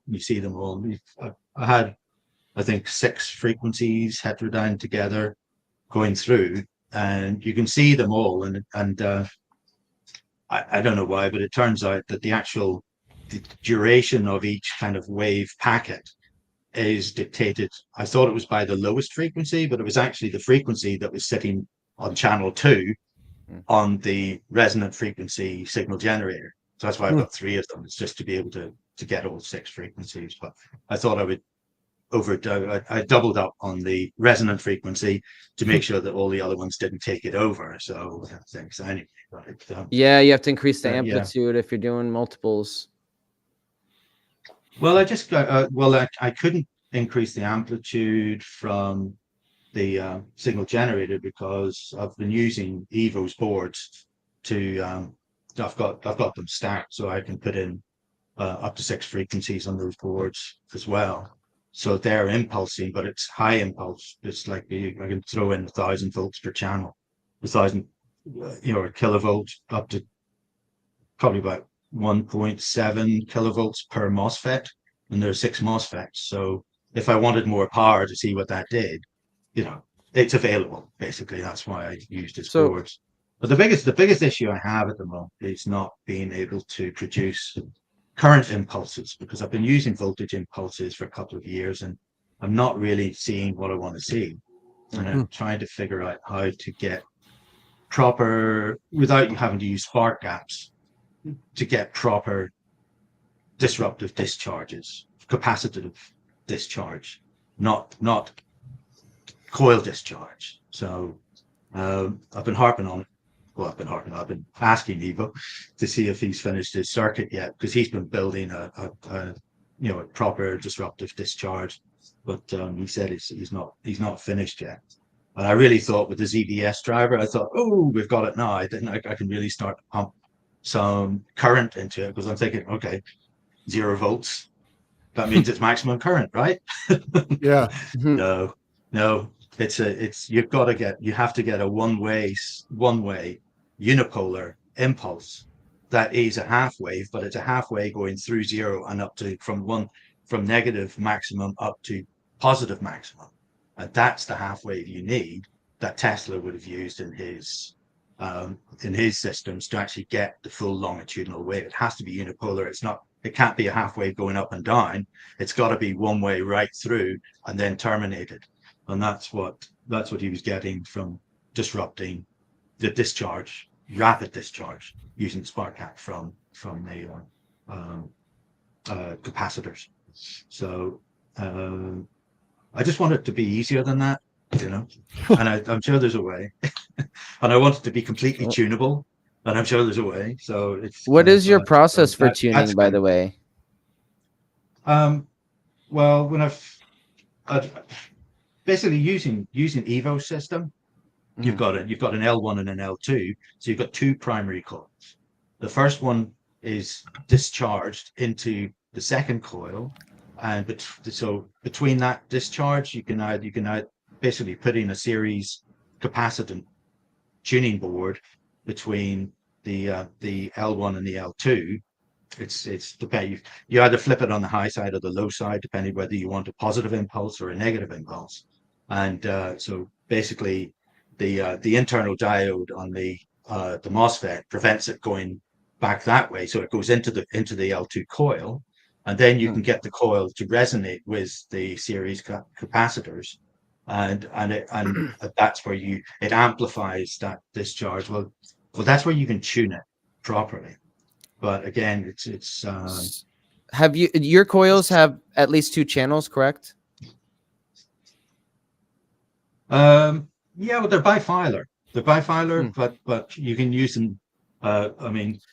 Unifilar when you join them together for the L1 for the first primary coil to make it a faster discharge often is better than trying to make it, because you get much faster impulses. I mean, the impulse speeds were down to I'm wondering if the method that I use to tune might help you. Well, these are giving like 80 nanosecond discharges. I mean, they're really fast. The problem is that they are self-canceling, because they are either going, they're half wave impulses, but they're not going through 0. They're actually bouncing 0 and back down. So they're not usable energy, but you're seeing the spike. Oh yeah, I mean, the energy's there. It's just, okay. It doesn't seem to be usable well, the reason why I'm asking is maybe cutting the circuits and going to like a more basic way of finding the initial resonant frequency, like I use, and just hooking it to a load and slowly increasing the frequency until you see a spike on the voltage output. That might be an indicator of where a good starting point is. Well, I mean, I get the natural frequency of the coils, the natural resonance of the coils first. So I've got an idea where it is. But to be honest, as soon as you put it into the circuit, then you can completely Yeah. tune it to whatever you want. I mean, Right. if you can wrap it to make it close to where you want it to start with, then you need minimal capacitance I was to just bring it to where wondering you because want it. But if you're using a broad spectrum of resonant frequencies, and Mhm. it's easier to be able to tune it directly with the board itself. right. So I was it's just just a wondering because question of getting the right balance sometimes between the L1 and the L2. right. I'm just wondering because sometimes circuits, they have a lot of variables involved, and maybe kicking it back to a more simpler method might help a little bit. I don't know. Just an idea. Yeah, I mean, I'm game for anything, but I do want to try and concentrate on getting some proper disruptive current impulses from capacitors rather than Well, getting impulses from coils. Gerald uses pickups in the center with coils. That's So what I. you may want to Yeah, try no, that that's a good idea. right in the center. Just get a what is it, soft iron, wrap the winding around it, and then do pickups in the center and the outside and play with them. There you go. Yeah, because the Yeah. energy could be So most of the yeah, energy so could you be can get the induction. field. Yeah. Yeah, no, I was using those just to see if there was any indication of activity in the center of this one today, but absolutely nothing with that circuit. So, but yeah, I mean, it's just still looking forward to Gerald's presentation. Oh, trust me, we all are. Like he's like forever away on that. I don't know, when he's gonna do it. I'd just like to see his stuff up to date. Like, you know what I mean? He doesn't have to do anything new, just kind of like where he's been and stuff like that would be awesome. Yeah. So just kind of tell us what he's working on, because it's kind of hard to decipher because it's all together. It's like in his head is a master plan, and we all don't know it yet. No, that's fine. Right, that's why I call him the Lord of the Rings. Yeah. Well, it's a good mental exercise before he spills the beans. Let's put it that way.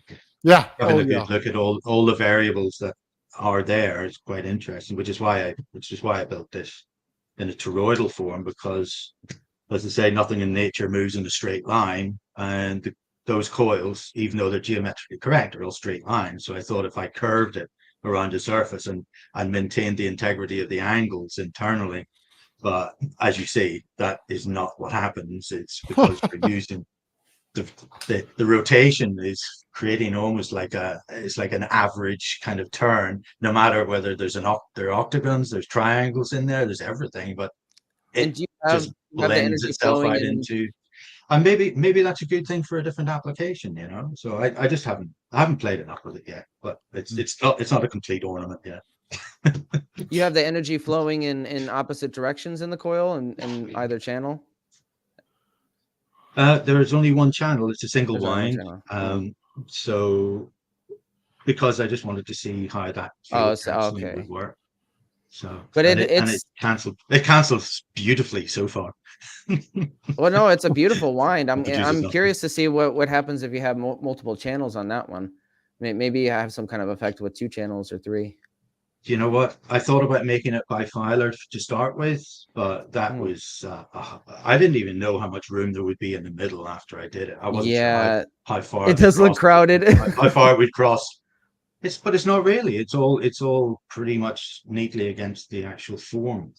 So, but I didn't want to make the center too large. I wanted it to be proportional. So it's 8.1 wide and 2.7 and 2.7 in the center. So it's all everything's got to add up to 9. I'm obsessive about it.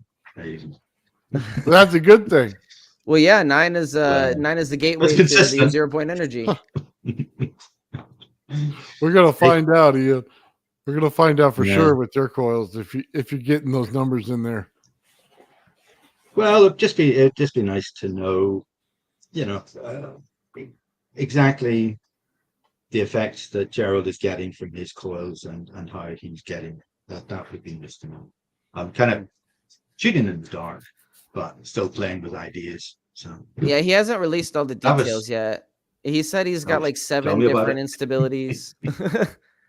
So I Yeah, guess no, we can only. I researched, I saw all those instabilities and I researched them all, and they're very interesting. I can see exactly what's going on. Actually, I've got a friend at work here who he very kindly went on SketchUp, because I've been doing this on Tinkercad, right? So I'm no expert at formers, but I this one I made off Tinkercad, but it's a solid piece. I made one that's hollow as well afterwards, because I thought, well, um, if you're getting a field outside in the center of the field and the outside, I've tried it before with acoustic toroid coils about getting putting pickup coils within the actual inside of it, because normally in the toroidal coil, the magnetic field is contained within the center and rotates. And I thought, well, if I can get some movement in that using sound, then it should be able to be seen on the pickup coils. But I was obviously misguided there, or I wasn't doing it right. So this guy, he's today told me that he could actually showed me on SketchUp. He'd actually put the windings on the toroid for me.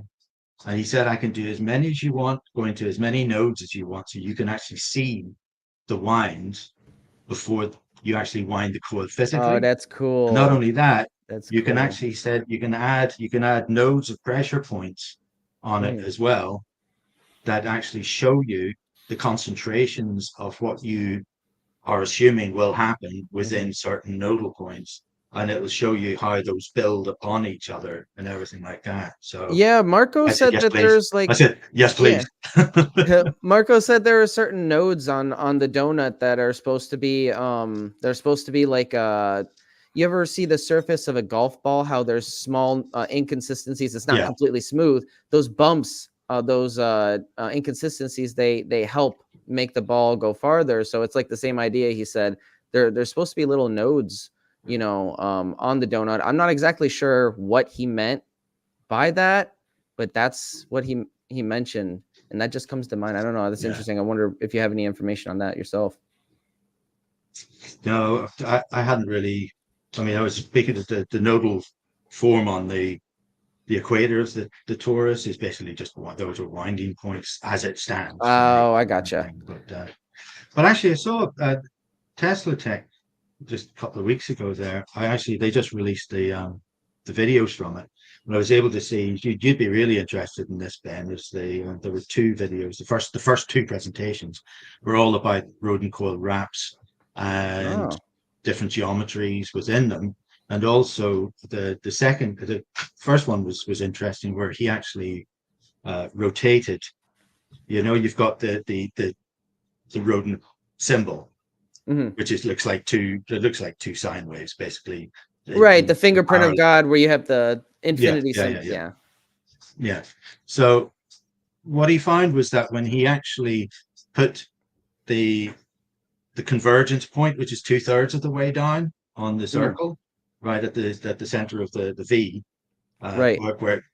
Right. So that convergence point is the null point, essentially is 0. So which is in line with the 0 point above. Yeah. Yes. But what happens if you then take a phi ratio 1.618 circle, that's 1.618 larger than the circle that the original symbol was in, and you take your rotation point as that center point of 1/3 of the way down, and you rotate the sphere 3 times 120 degrees, the whole thing forms a fractal of the first thing. And it was quite. Yeah, I'd be interested to see that.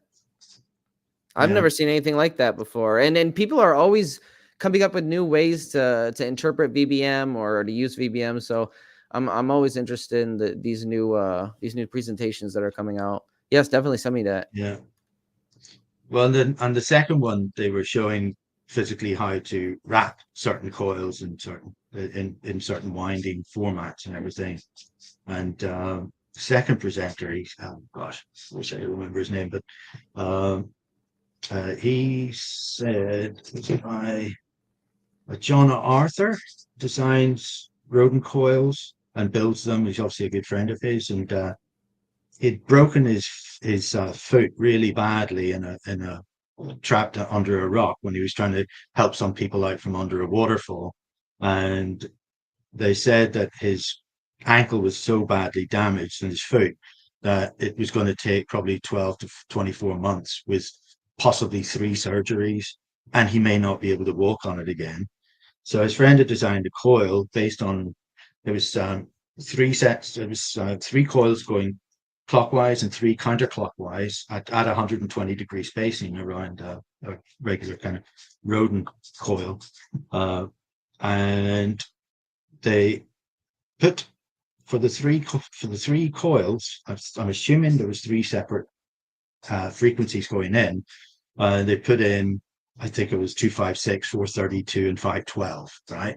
Just sort of like an octave with a perfect fifth in the middle. They put those into there, and they closed off the other 3 counterwind coils with some kind of air capacitors. I don't know what, I haven't looked them up yet. Cardiff capacitors. And he said he gave me a full treatment of this coil. All right. He said it hurt like hell. It was so painful. But he said after the 3rd day, all the swelling had gone down. He took the cast off. Oh, hold on. 4 days. He was Stop. We can't do any medical stuff on the show. Just, yeah. Just avoid it altogether. Yeah, I do have a theory on maybe why that works. Sorry about that, Ian. I had to cut you off there. That's okay. No worries. I'll talk to you about my theory off stream, but I do have a theory about that in the rodent coils. That's pretty interesting. Yeah, no worries. Yeah. Anyway, it's a very, very interesting presentation, and it was quite, virtually unbelievable, miraculous. But hey, 7 days. That's all I'll say. No, that's incredible. I love hearing stories like that, and that's why I'm doing research on the rodent coil myself, and I'd love to find more ways to wind it. Well, it's trying to figure out what is being affected by what. It's like they had their theories. I'm not going to obviously, but he had a very sound reasoning for what was going on, and it made sense. But exactly how is it doing it, and what is it manipulating to make it happen is quite something else. That's what really fascinates me about it all. So I mean, again, it's like listening to Exotic Propulsion earlier. He's a smart guy. Wow. I keep wanting to ask everybody, is like, what exactly do you think it is that we're trying to manipulate? The ether. What is the substance? What is the substrate that we're trying to affect? We're trying to affect the because there's a fundamental thing that we talk about fields here and the fields there, and this does this and this does that. But what are those fields part of? What is the? I know we all call it ether, 0-point energy, whatever you want, and it's kind of hard to. Tesla said, "Yeah, okay, it's an incompressible fluid." So we're looking at fluid dynamics, basically, right? And in another way to describe it, when you rotate it at high speeds, then it maintains a vortex after you've stopped, and there's an inertia in that rotation that stays there as well, right? So, and I'm assuming that's why Alexei's Graviflyer, after he switches it off, it actually stays airborne for like 20-30 seconds afterwards and doesn't come down until it's basically finished being within the rotating field, or the rotating field dissipates enough for the effect to wear off, kind of thing. So if we're looking at fluid dynamics, then we need to get it moving in a certain direction. But if we could just understand a little bit more about exactly what it is. I know, Nathan, you try, but I still struggle to fully understand, because it seems to be a combination of things, but I think it's simpler than that. I think it's one thing, and the right way, by the right method, then it should be.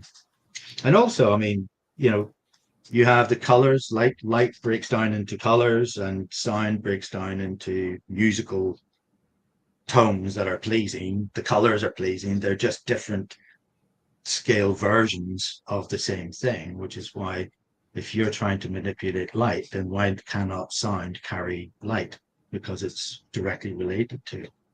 So Well, that's the thing. The ether is it's all time, matter, and color, and it exists in a dimension where there is no time, matter, or color. So you can think of it as counter space. You know, you have space, and when space expands, you have counter space that contracts, yeah, and that's the interaction well, that's between kind the two.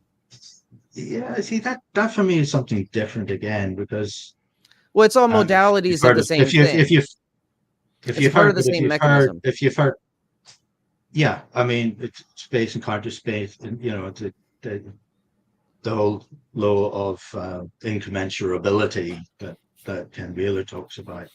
I mean, and I get that, but it's still not useful. It's still not really useful in terms of what we on this side of the veil are trying to manipulate, because it has to be something that is partially physical here, that forms the space that we are existing in, compared No, to the other side of the veil, that is that modality that we cannot exist in. I mean, I see that side. The other side for me is the spirit world, where they exist in all time but are limited by space, whereas we in this side exist in a vast space but are limited by time. So you got time space and space time. It seems to be that's the incommensurability. But yeah. the formation of space-time that we are in involves a specific mechanism, and that's what we're trying to influence to get it to move in a specific way. Because if it's a fluid medium, it has to, in some sense, exist, right? Whereas Right. the other side, I understand, is just a different frequent. It's a different harmonic vibration. I think, you know. I mean, it's like people see stuff all the time. You've got clairvoyance, you've got people, psychics, people who see stuff. They seem to have the ability to be able to switch their brain vibration or harmonics to be able to see different things that we wouldn't normally see in our space, because we're not tuned into it. Where some people just naturally are able to do it, right? But it means it's really it's right there. It's almost like it's part of the same scenario, but I don't think that's what we're trying to, I wouldn't want to try to affect that through The messing only around, way that because you know, nuclear bombs probably do, but I don't want to mess around with disturbing that side of things with experimentation here. So I am interested to know more about what that really is about, to make sure we're not messing up in that respect. But at the same time, I just would like to be more clear exactly about what it is that forms the etheric medium that we exist in on this side of the veil that we're trying to affect. You know, it's just saying it's counter space and space and this sort of stuff is not, it's ultimately not helpful. I don't find it helpful anyway myself to actually try and figure out what's going on. What do you think, Nathan? Well, I think it depends on how you build your coil. Going back a little bit, you have to build the outside and the inside where they resonate together. That's very important. Then the top and bottom have to be 180 degrees out from each other. And you don't necessarily want them wide. You want them short, because you're putting in voltage, because they're constantly crossing. You're not going to be able to get enough amps in there to affect it the way you want to. It doesn't mean you're not going to get amperage out of it. It just means that you can't necessarily put it in there. You know what I mean? It has to develop on its own. The idea of the inner and outer coil is making it like a Tesla coil, where you can be able to get cold on the inside and heat on the outside. That's kind of the dynamic you're looking for, so that you can start to create a flow. And that's probably the most important thing right there. That's kind of the design that you want in your coil. So an outer, an inner, you want cold on the inside, hot on the outside, but you also want not too far apart, because you have to be able to get, with low power put in, you have to get them to be able to not necessarily cancel out, but they have to be just big enough so that they can affect each other, if that makes sense. It does. Again, I mean, I'm leaning towards just the whole idea of plasma, as I've mentioned before. I mean, if they say now that it's an accepted scientific fact, apparently, that the universe is composed 99.999% plasma. So is it a plasma field? Is ether a plasma field? Because if it is, we know that plasma self-sheaths and it forms sheaths, boundaries around it, coherent boundaries that actually separate it from other layers of different types of plasma, whether it's hot, cold, or it could be millions of degrees here and it could be ice cold here. But the sheaths around them are so effective that they're completely insulated from each other. And so when you're talking about containing the fields that you're creating around the bubble and the craft, if you're dealing with a plasma medium, there should be a way for that plasma to be allowed to contain itself, because it does it naturally. Yeah, but I don't want a plasma state. I want the state right before plasma. I want the static state. So I want it like if you're creating a just basically an anode and cathode here, right? You get it out, it's really light purple. It comes into a spray, you get in a plasma. Yeah. Just right off of that, it's absolutely nothing, but it's still doing it, right? That's the state that I want. That's the charged state. That's the one that I want. Right. Okay, but I'm not talking about visual plasma discharge. I'm talking about the ether being plasma that is invisible because of its low density, right? I'm talking about when that type of plasma, even the invisible stuff apparently forms perfect sheaths around it to isolate itself from other plasma existence in its area. So what I'm saying is that I'm not talking about making plasma for show or showing plasma. I'm talking about what happens to the field. It should actually create its own bubble around it if it's given the right conditions. Absolutely. I 100% agree it will. Right. I can tell you right now, Gerald's Coil does it. Nice. He's got both. You know what I mean? Nice. He's got a the way he does it, he's connecting everything to ground or to the pipes in his house, and it's holding in the field. So his ground is essentially connected to the Tesla coil, or not Tesla coil, but his primary or secondary, which is the one that's putting out the field to hold it in. The other one's creating electrostatics in it, and it flows right through the center and right around the outside based on the heat level.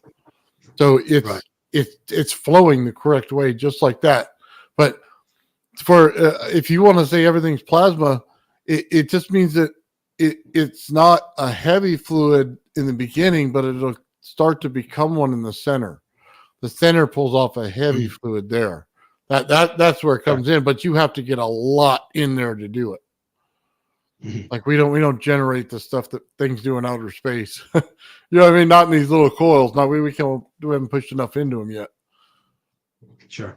So but I do think there is a state, just like they tell you in UFOs, if you go around them and they or people tell you stories about them, how the outside is like a bluish, you know what I mean, or a greenish blue or an aquamarine color. And I think it's the molecules themselves combining and tearing apart, you know what I mean, right there on the outside field that they're created. So that's my opinion anyway. Yeah, I mean, I recently read one of George Adamski's books on his interaction, and and he touched the outside. He accidentally touched the outside of the craft before. It was an accident. He wasn't meant to, and it hurt. Apparently, it took quite a blast from it as well. So it also was very charged. In that case, I have no doubt. If you're running electricity in a craft, man, you're gonna get zapped. It's never gonna feel good. No, I've yet to have a time that it did. That's for sure. Made me rethink my life a couple times, but I've never had a point where I was too happy about it. Maybe afterwards when I was laughing about it, you know what I mean? But especially if it's between your legs, right? Yeah. That was crazy. You gotta find humor in all the things you do wrong, you know what I mean? Just a little bit. So when you accidentally zap yourself and you make sure you're okay, you can laugh about it. So Christmas tree ornament. Yeah. I don't know about that, man. I think you got something there. You just, put your pickups in it and, you know what I mean, see which directional flow you get. That's what I always say about these coils. People You need to understand there's a flow to them. And the flow could be in the layers that you build. It could be in how they cross. You know what I mean? Because everything's going to give you a different amplification point, and you're going to have to figure out which one's which. You know what I mean? So maybe in one, maybe in one wire you run just frequency. You know what I mean, with very low amps, and then the other one you put a few amps in it and low frequency, and start to see the combination of what they do. You know what I mean? Going around every different winding that you put in there, and see what the end result is. Yeah, no, for sure. I mean, I'd like to have made it at least tri-filer, but I had no idea. I just wind it single filer, so I'm stuck with what it is. I'm impressed that you got that thing done, man. That's a lot of putting the wire through the hole and getting it to wind around. Yeah, I guess I'm a bit of a coil masochist. I lose patience on those things. Well, I, on the other hand, seem to have the patience of a saint, so so I'm told. So, but anyway, it seems necessary to get these things done, and not to be too disheartened or too bummed out if they don't do what you thought they were supposed to do. But I haven't even started on it yet. So, and I've got, since we've all been chatting about different things, I've come up with a lot of different ideas for experimenting with the other coils as well. Yeah. So, well, I think the coils are the way to go because they're the answer to what we need. All this spinning stuff and motors and all this stuff, that's all got to go. You know what I mean? That mechanical side to it just got to go. I don't like it at all. It's way too hard to control. It's so much easier when you get the coil dynamics right. You know what I mean? Mm-hmm. So But I think if you want something to physically spin, if that's required in the fluid medium, whatever it is, I think a plasma flow or spinning plasma makes sense, because then that is something that you basically form, and it self-contains as well. And I suspect, I don't know the full detail, I think that's what Nassim Haramein and his guys are all up to as well. Have you seen the little flyer they have? It's like it's two hemispheres. Basically, it's a sphere, and it's wound counterclockwise and clockwise, or the other way around. I can't remember. And you see in the center, they've got a plasma in the center, glowing, and there's a whole field around it, and it shows you the way that the fields are actually counter moving as well. That's part. I mean, it's a real image of what they're working with, but it's not. I mean, the fields are just superimposed on it to give you an idea of how they see it as working, kind of thing. The one I did see was in a vacuum chamber. I saw the one in the vacuum chamber where it actually had the the cup magnet you have with all the little magnets inside of it, the 3D printed thing with all the neodymiums in it. And they had that one suspended on top, one suspended on the bottom, and they ran it through, and it created a singularity point in the center, and then it got bigger and it just grew like this. You know what I mean? To open up like this, real big in the center. And then on the outside, it showed a ring on the outside. Right. Huh.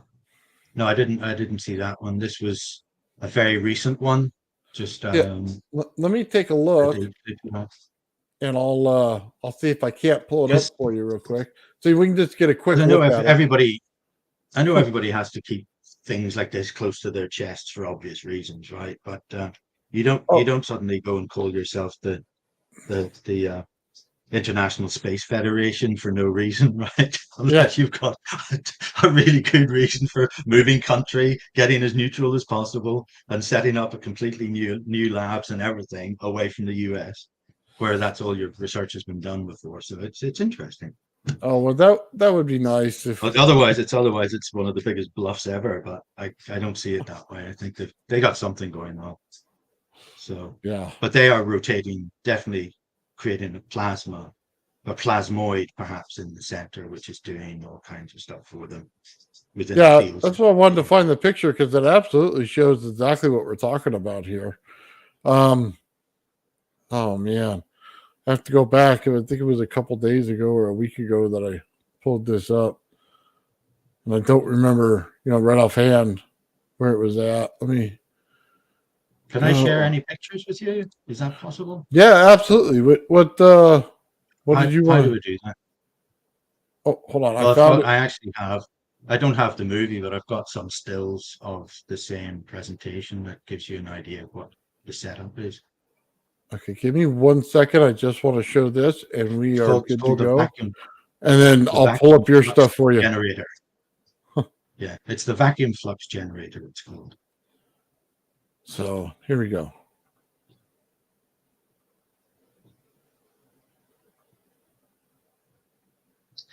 That looks no. That's Those are the primer bowls. That's not Nassim Haramein.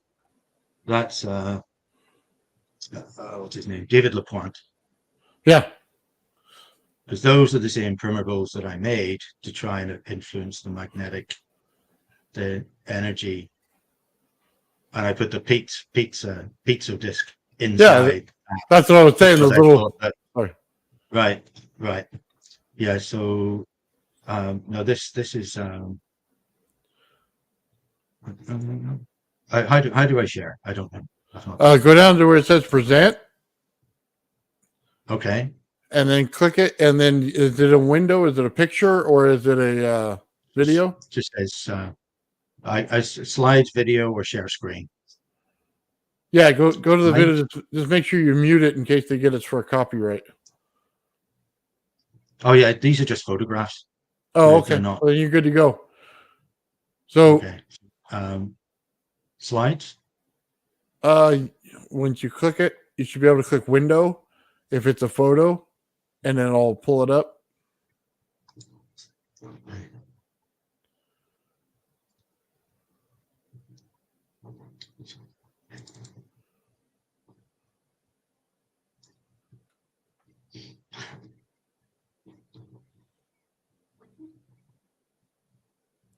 So do it this way. Just blow up one of the pictures, and then hit present, window, and then pick the picture.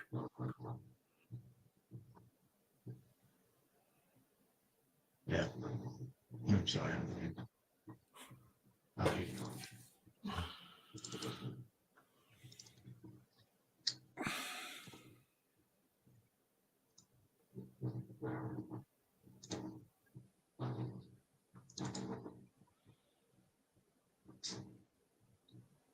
Okay. Can you see that? I don't have anything on my screen right now pulled up.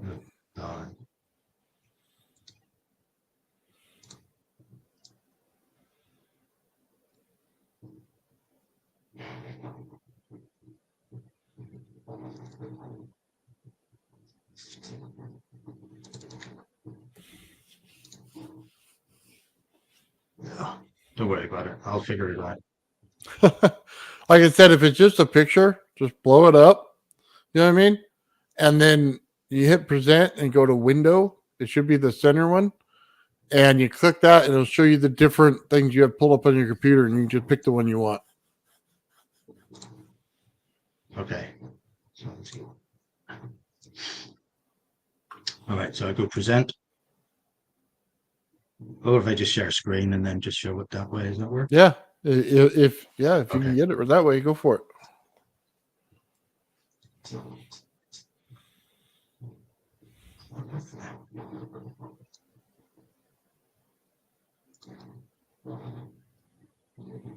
You see that? I can hear it. I just don't have anything on my screen yet.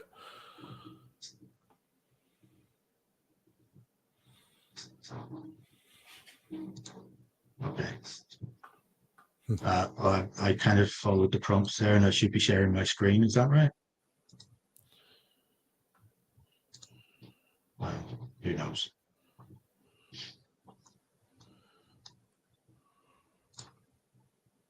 Yeah, I don't have anything right now. There we go. Fantastic. Oh, here we go. Now I see something on your screen. Okay.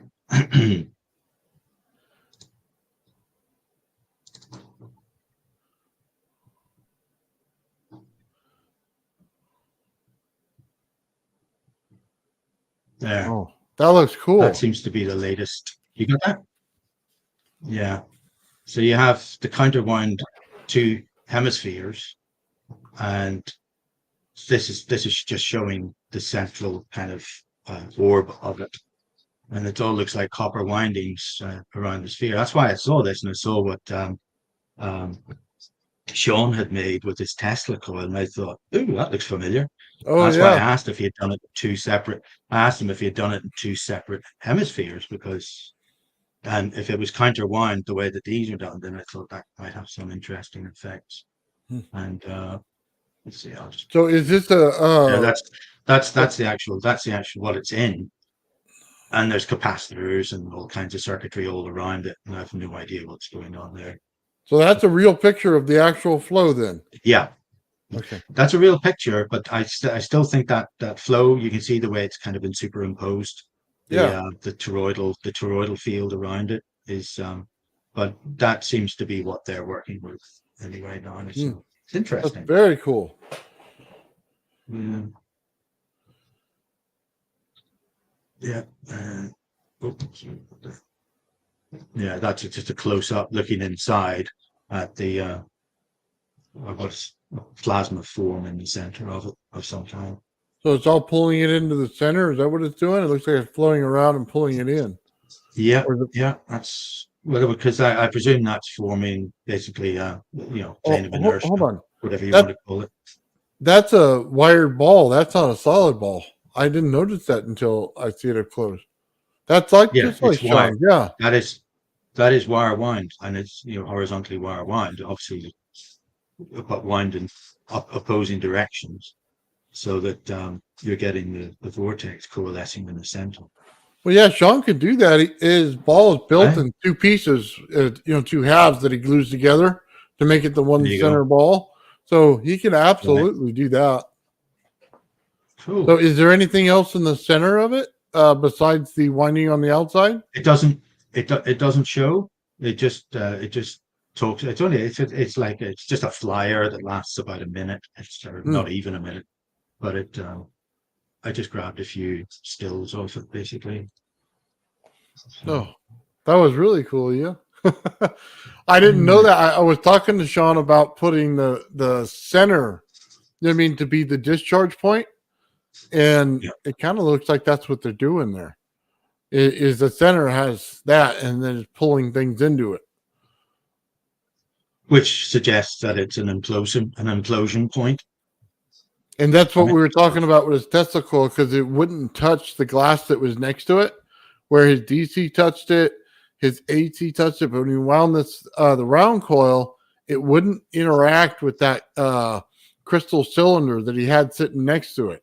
But it would create these beautiful swirl shapes that look like they were pulling in instead of pushing out. So let me pull that up for you, because I probably have it right here. If I can go to it. Let me go.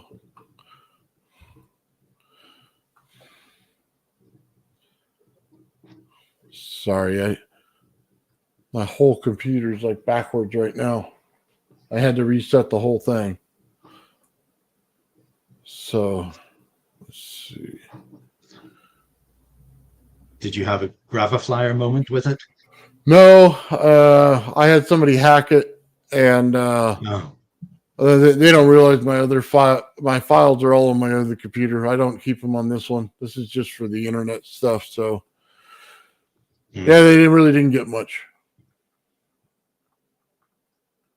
So yeah. Let me see. It's getting close. I'm in the right folder.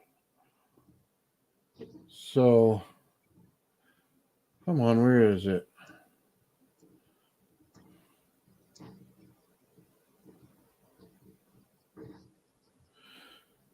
Here we go.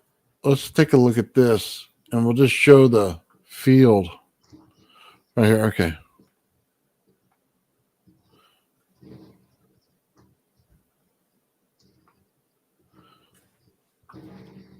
So do you see the discharge in it? Yeah. So what it looks like is that the swirls here, I don't know if, let me just pop it on this one. You see my mouse barely. It looks like they're going inwards when they swirl and tunneling backwards in. Right. Right. And instead of it looking like it's forcing it out, you know what I mean? Yeah. Eric Dollard has said this before, that it's, I think it depending on specific polarities. I'm not even sure if that's right, but anyway, he's saying that a lot of this is actually being sucked in. It's discharging outside and going into the point rather than the other way around. It always looks like a discharge, but yeah, if that's imploding in, that could be very interesting, huh? Yeah, it looks like it must be due with the shape that he built it in. And it also looked like they were vortexing in as well. Yeah, absolutely. Yeah. So trying to find that spot. I don't know if I'll be able to find it. Plus, with so many wines, it's very electrostatic, isn't it? The actual output. The output of, I don't know. Be honest with you, I've only seen pictures. I haven't been near it. So you would have to pretty much get a hold of him to figure it out. Yeah, I'll show this real quick just so everybody has a reference of what we're talking about here about Sean's Tesla coil. Well, the color of those discharges were very purple, so that denotes high charge as opposed to high current, right? Yeah, he's using AC, I think, on a half bridge. Okay. Oh yeah, that's I saw that he opened up the cone for the primary. Yeah. Oh wow. So just imagine that in the center, it would be more like what you were looking at in the other video. Right. I'll show that picture of his winding so you could see what it looks like. I think you saw it already, but I'll show everybody else if I could see it. Oh, hold on. Did I just see that? I just did. This right here is, I'll show this one, is the one where it does it, like it shows on it. Right. And his other one, the round one, won't interact with that piece of glass at all. It won't go anywhere near it. So he must be having it pull in, and this one's definitely pushing out. Huh. So, yeah, he's definitely got something different going on there, and I don't know why it's not right in front of me. Here is the shape of it. I'll show you that. Sorry, it takes a minute just to click around here. So it's got the same. Wow. So kind of like that video, that picture you showed, it's got the same windings in it. And they're all sliced. And Sean built it, like I said, in two halves and then glued it together. So if he wanted to create the singularity in the center, he absolutely could. Right. So interesting. Yeah. So it looks like it's been sliced down the center vertically rather than horizontally. Would that be right? He sliced it along the former. Yeah. The formers. Yeah, it's on each slice, so it just sliced on one of the slices. Right. So it would be vertically, not horizontal. Right. Right. Mm. So let me see if I can't find that for you while you guys talk for a minute, because I know it's in here. Hey, so Ben, was your new amplifier not up to it? Yeah, it wasn't powerful enough to spin this neodymium sphere like the Insignia receiver. but it does still work with the circuit that I have, so I can still do some testing with it. So Sure.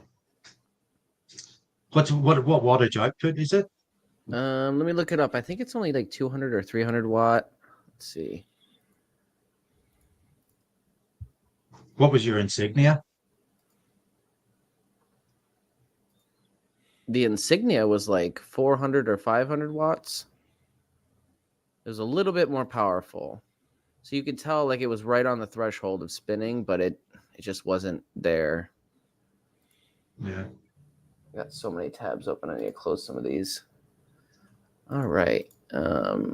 So this was AK45 home audio amplifier stereo receiver, max 300 watt, 2-channel.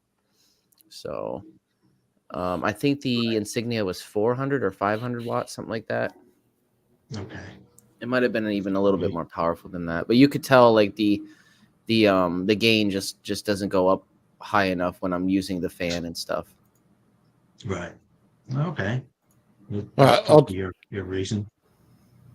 Yeah, but it's a lot smaller than the Insignia, so I can do some neat stuff with that. I'll just have to adjust.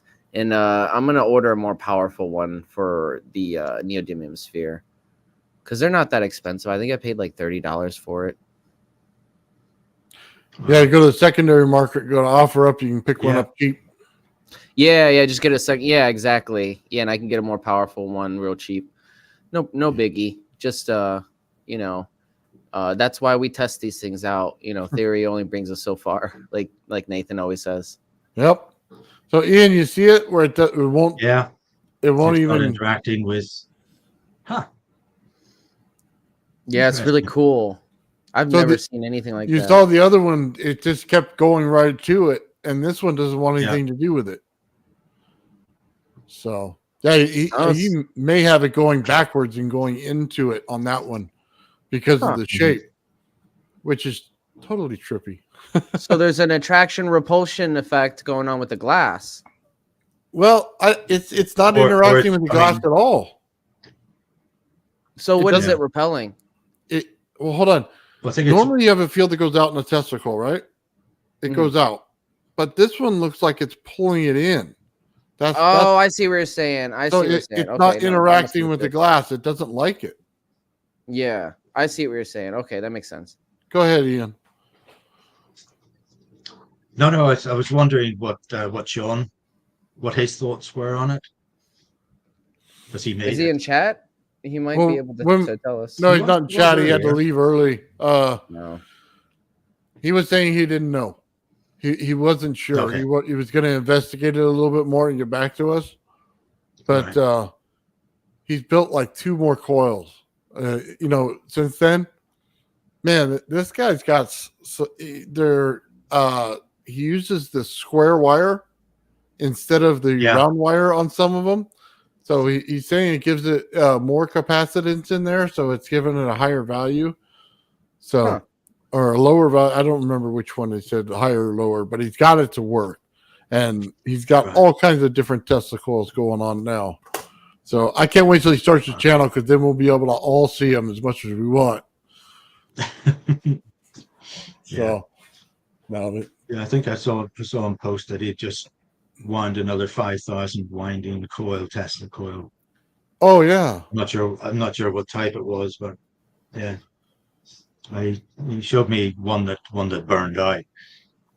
But I thought, oh man, that is toast. And apparently not. Apparently you just scrape off the outer layers, clean it all up, get rid of all the carbon deposits, and then epoxy it back up again, and away you go. Yeah. He said he's looking for a million volts out of one of those. Okay. Yeah. And he's got this ZVS board. So instead of the regular 2 MOSFETs, he's got 6 on there. It's like this big. And he's trying to get the 1,000,000 volts out of it. So, and he said he just put it on his desk. I'm thinking, go outside, 1,000,000 volts. You may need some fields to go. No, just put it on his desk. So, all of his electronics. He said he wanted to hit it in a piece of acrylic and just hit it on the top, and then it makes some kind of a lightning thing that comes out of it, and then you see the lightning bolts in it in the acrylic, and then they keep firing off the electrons in there. So, Oh, wow. yeah, that's what he's looking for. I could probably pull that up for you as well. He definitely got something else, man. So, Well, getting that many wraps onto a coil that's only 4 to 6 inches high, like 5,000 wraps, is quite ingenious, really. yeah. Well, it's not much different than an AC flyback in the way he winds it. It kind of makes you wonder. So, okay, here we go. What? So it's done in layers? Yes, it's done in layers. So it's exactly like a flyback. So you wind it, and then you go on to the next layer and start winding. You go on to the next layer. So it's the same thing, and he's getting it to oscillate. And he was telling me that everybody he talked to and asked him about it absolutely said it wouldn't work. And then when he does it, obviously it works. You know what I mean? Because he just saw the wire as capacitance instead of the wire as a feature, as a directional feature. You know what I mean? Which changes the whole ball game. So anyway, here we go. Lightning and plexiglass. All right. Man science.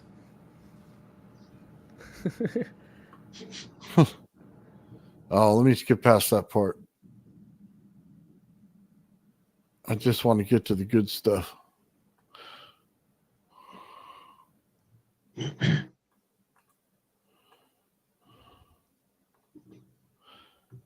This is why sometimes when you have videos like this that are a little bit longer, or how long is this? 4 minutes? Oh no, Yeah, this isn't long. Never mind. Hold on. It's hard to see. Wow. Oh wow. That's what he wants to do on his desk. Right. So wow, it's still, that's amazing, huh?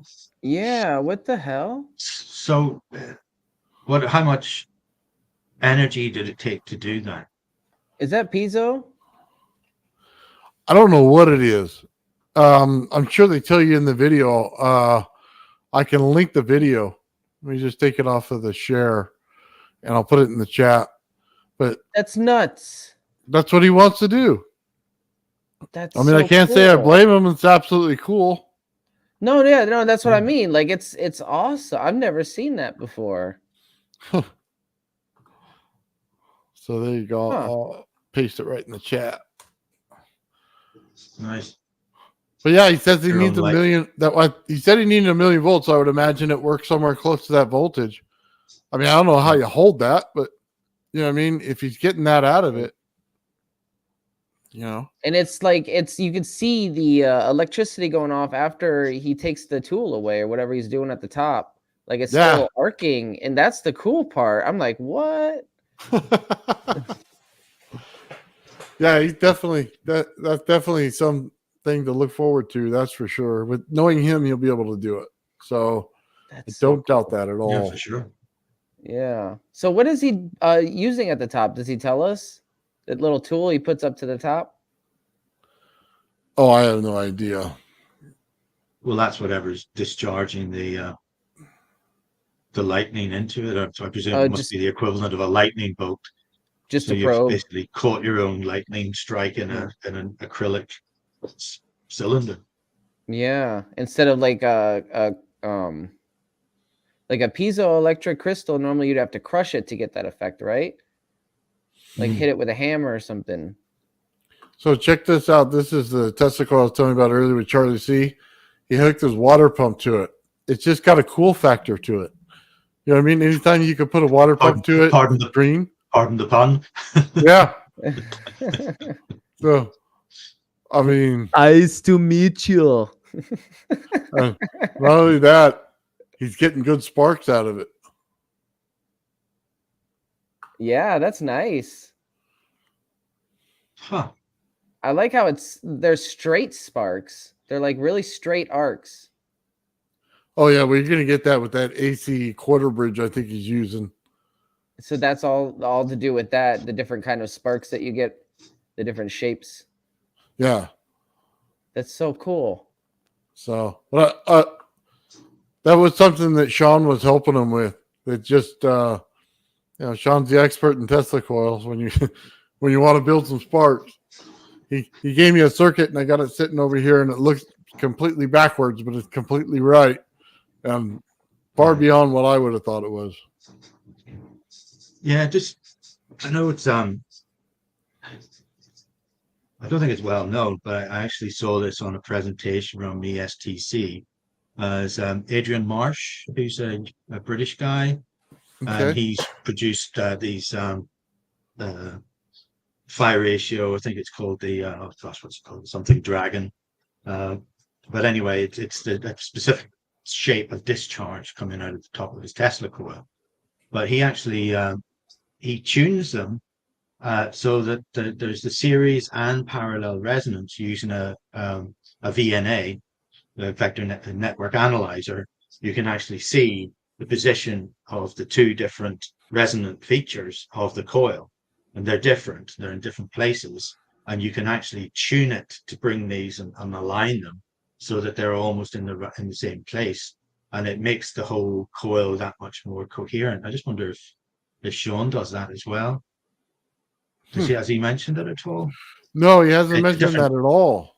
It's a very different kind of way of doing it. Like, you need a variable capacitor, and it's only picofarads basically, the variable one that Adrian was using. But it's impressive. I mean, he's a PhD in this stuff, and he approaches it completely scientifically. Hmm. But you could see from the software, from the network analyzer software, you can see exactly where the series resonance is and the parallel resonance is, and they go in opposite directions. That's seem so to cool.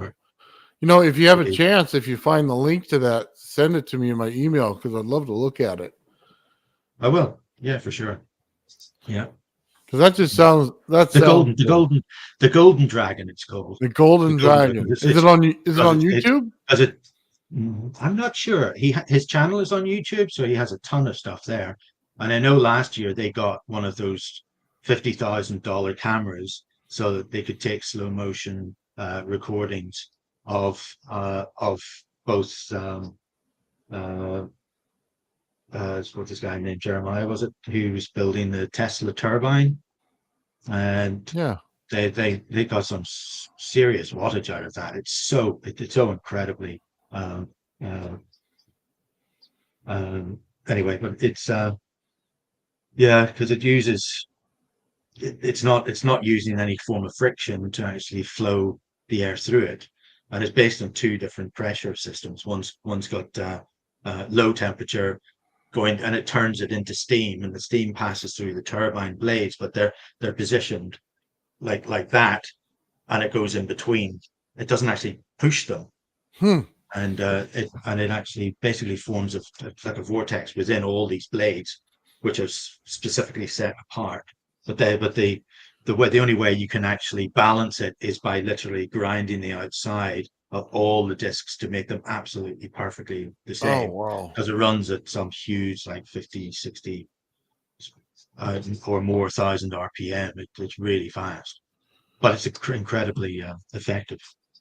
But anyway, yeah. So I know they got the camera to be able to see that, to be able to tune it better. Because when you can see where the wobble is in any of the blades, then you can actually tune it out by just grinding that section. But they also were going to use it for his Golden Dragon discharges, to look at the discharges in real slow motion. And you can see sometimes when they're coming from the outside in or inside out. How they he actually has a whole, I'm sure it's on his website, Adrian Marsh, AMI. I'll look it up. But anyway, but it's but he actually shows it how it dances, and he shows that the discharges have specific kind of patterns to them, where they rotate this way, then they'll rotate that way, they'll go straight up and then start again. It's almost like a dance. That would be really cool to see how he interacts them and builds them. That'd be really helpful. Oh yeah. Well, he builds his own high voltage power supplies, everything, and the amplifiers are he makes everything himself. He's that way inclined. He's good at it. But he was working side by side with Eric Dollard, helping him build stuff and all the rest. He's in that league of knowledge kind of thing for all those systems and Tesla systems and everything. Yeah. Older systems, those are usually the best ones. You find the good parts. You know what I mean? Not the cheap parts that everybody breaks, but the good ones in the older systems. I love those things. So They don't build them like they used to, gentlemen. No, they don't. Not at all. It's like the MOSFET you find in your tube TV is 10 times better than most MOSFETs they sell on the market today. 1600 volts. Yeah. They got to be really fast as well. Oh yeah. But they stand up to a lot more. You know what I mean? They don't break every time you turn your machine on. So right. Yeah. My Game Boy back in the day, it was a brick, but it turned on every single time. I could drop it and it still worked. You know what I mean? Now I got a Steam Deck and I'm so afraid to even set it down hard. Yeah. Oh man. Yeah, really. Well, they probably knew with those Game Boys back in the day, they'd have some time in the air, if you know what I mean. Those were military grade Game Boys, man. They were ready for war. Yeah. Get sand in them and dirt, and they'd still work. Yeah. My first Nintendo I had, that thing worked forever. Yeah.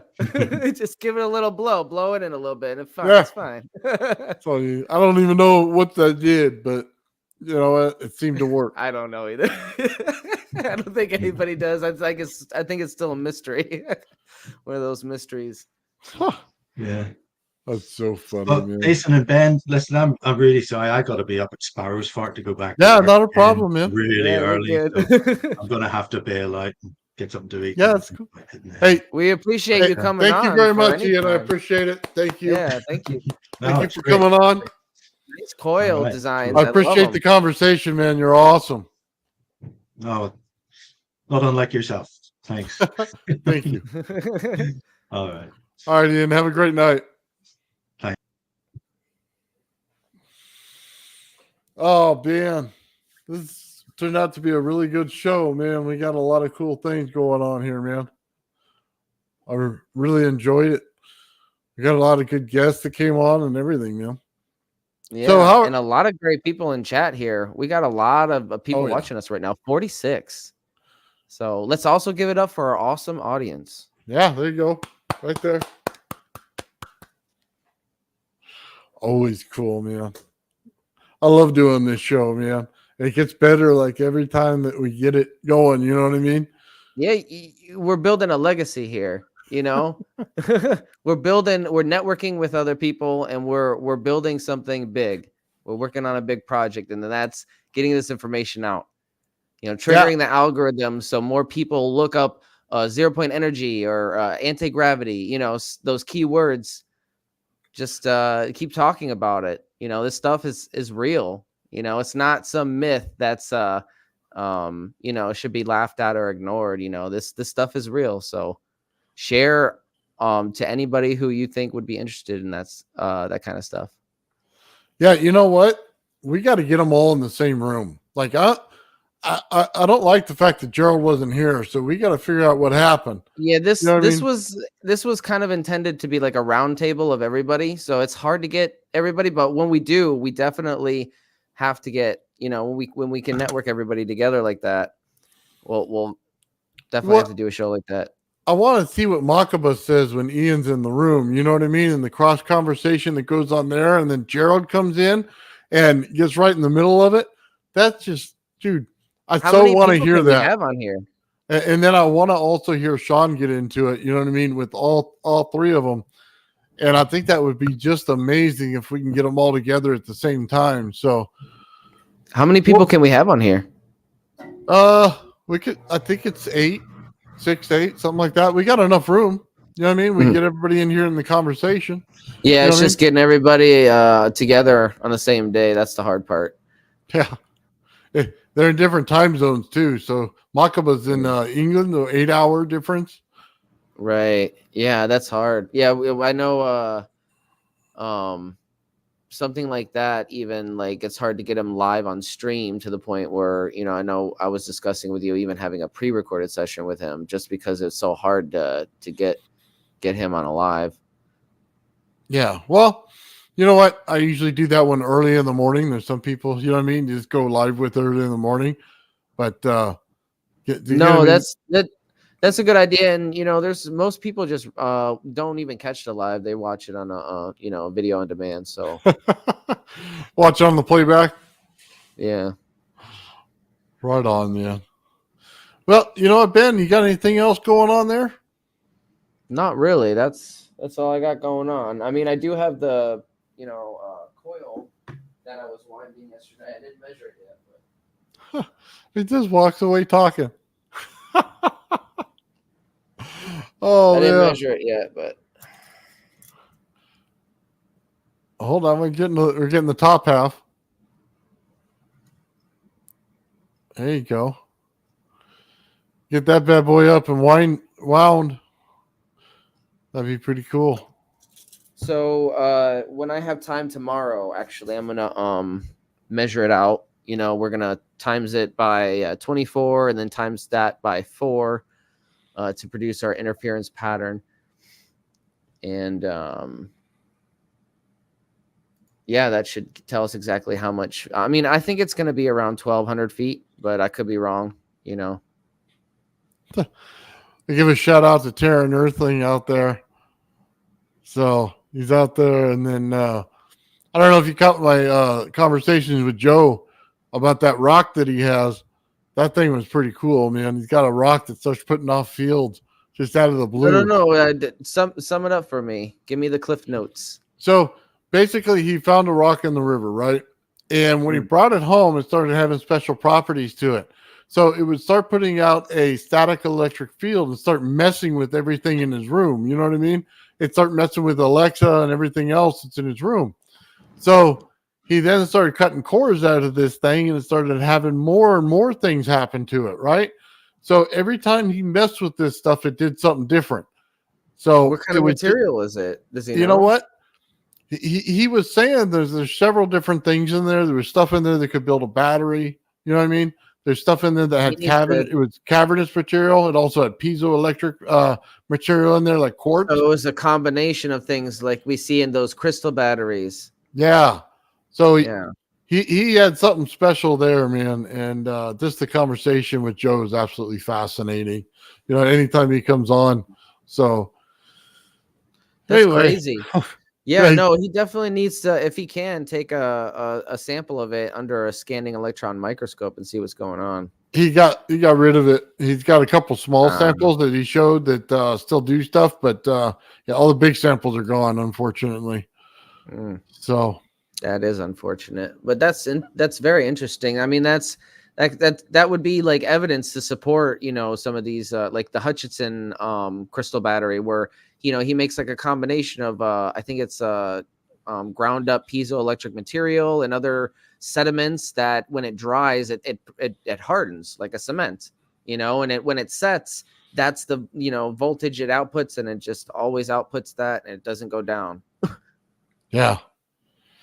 Well, that's kind of one of the keys to doing all this stuff, man. That's why we're the Fringe think tank. We got to look outside the box and see who's got what. You know what I mean? And imagine having a military grade battery that you could just smack on smack on the end, and it just keeps on going forever, and you got an output. Yeah, I don't even know if you need to smack it. It was like a solid state deal. You know what I mean? That would be for dramatic effect. You know how you like smack a baby? Yeah. There you go. Got it. You gotta have the dramatic music with it too. Yeah, I guess. All right, Ben. I'm exhausted, man. If you got anything else, share it. If not, man, we're gonna be on next Monday, 3:00 on the West Coast and 6:00 East Coast. and come out and check us out again. I don't know who the guest is going to be yet. We're going to line one up and we'll put it out there. Ben, you got your coil class going on next week as well? I'm planning on the 8th. I'm planning 8th? on the Sunday the 8th, just because I need to make sure I have enough coil. So I have a couple of spools, but I want to make sure, like I used a little bit. I had a 1200 foot spool, but I used a little bit of it. So if it turns out that I need a little bit less than 1200, we might be using that one and doing it this Sunday. But as of right now, the date is the 8th. Okay. And then you have a new podcast coming up with Gerald, right? Yeah. On Wednesday. Gerald and I are going to do Wednesday. We're going to build simple circuits. So we're going to build Slayer Slider Tesla coils. We're going to build feedback circuits so that you can capture the feedback in it. Yeah. Just all kinds of little things that go with these coils and the Tesla coils and all the stuff that we use in all of our adventures. We're going to build them, and we're going to go, point by point on it. We're not going to do the theory on it. We're just going to flat out show you how we solder it together. And then we're going to demo it so that you can see how it works. So everybody can start to, real simple things, five parts, and that's I like how you're doing it live so people can ask you questions and interact with you. No, that's cool. I'm really looking forward to that one in terms of being a fan of your channel. And, I'm just going to be an audience member, just, like watching, learning. Yeah. Well, you know what? It's something that everybody wants. They all want to build the circuits that we're building. So why not put it out there? You know what I mean? So that everybody can participate. They can build it, see what it does, doesn't do. You know what I mean? It might be a breakthrough for somebody. It might just be something that they've already done.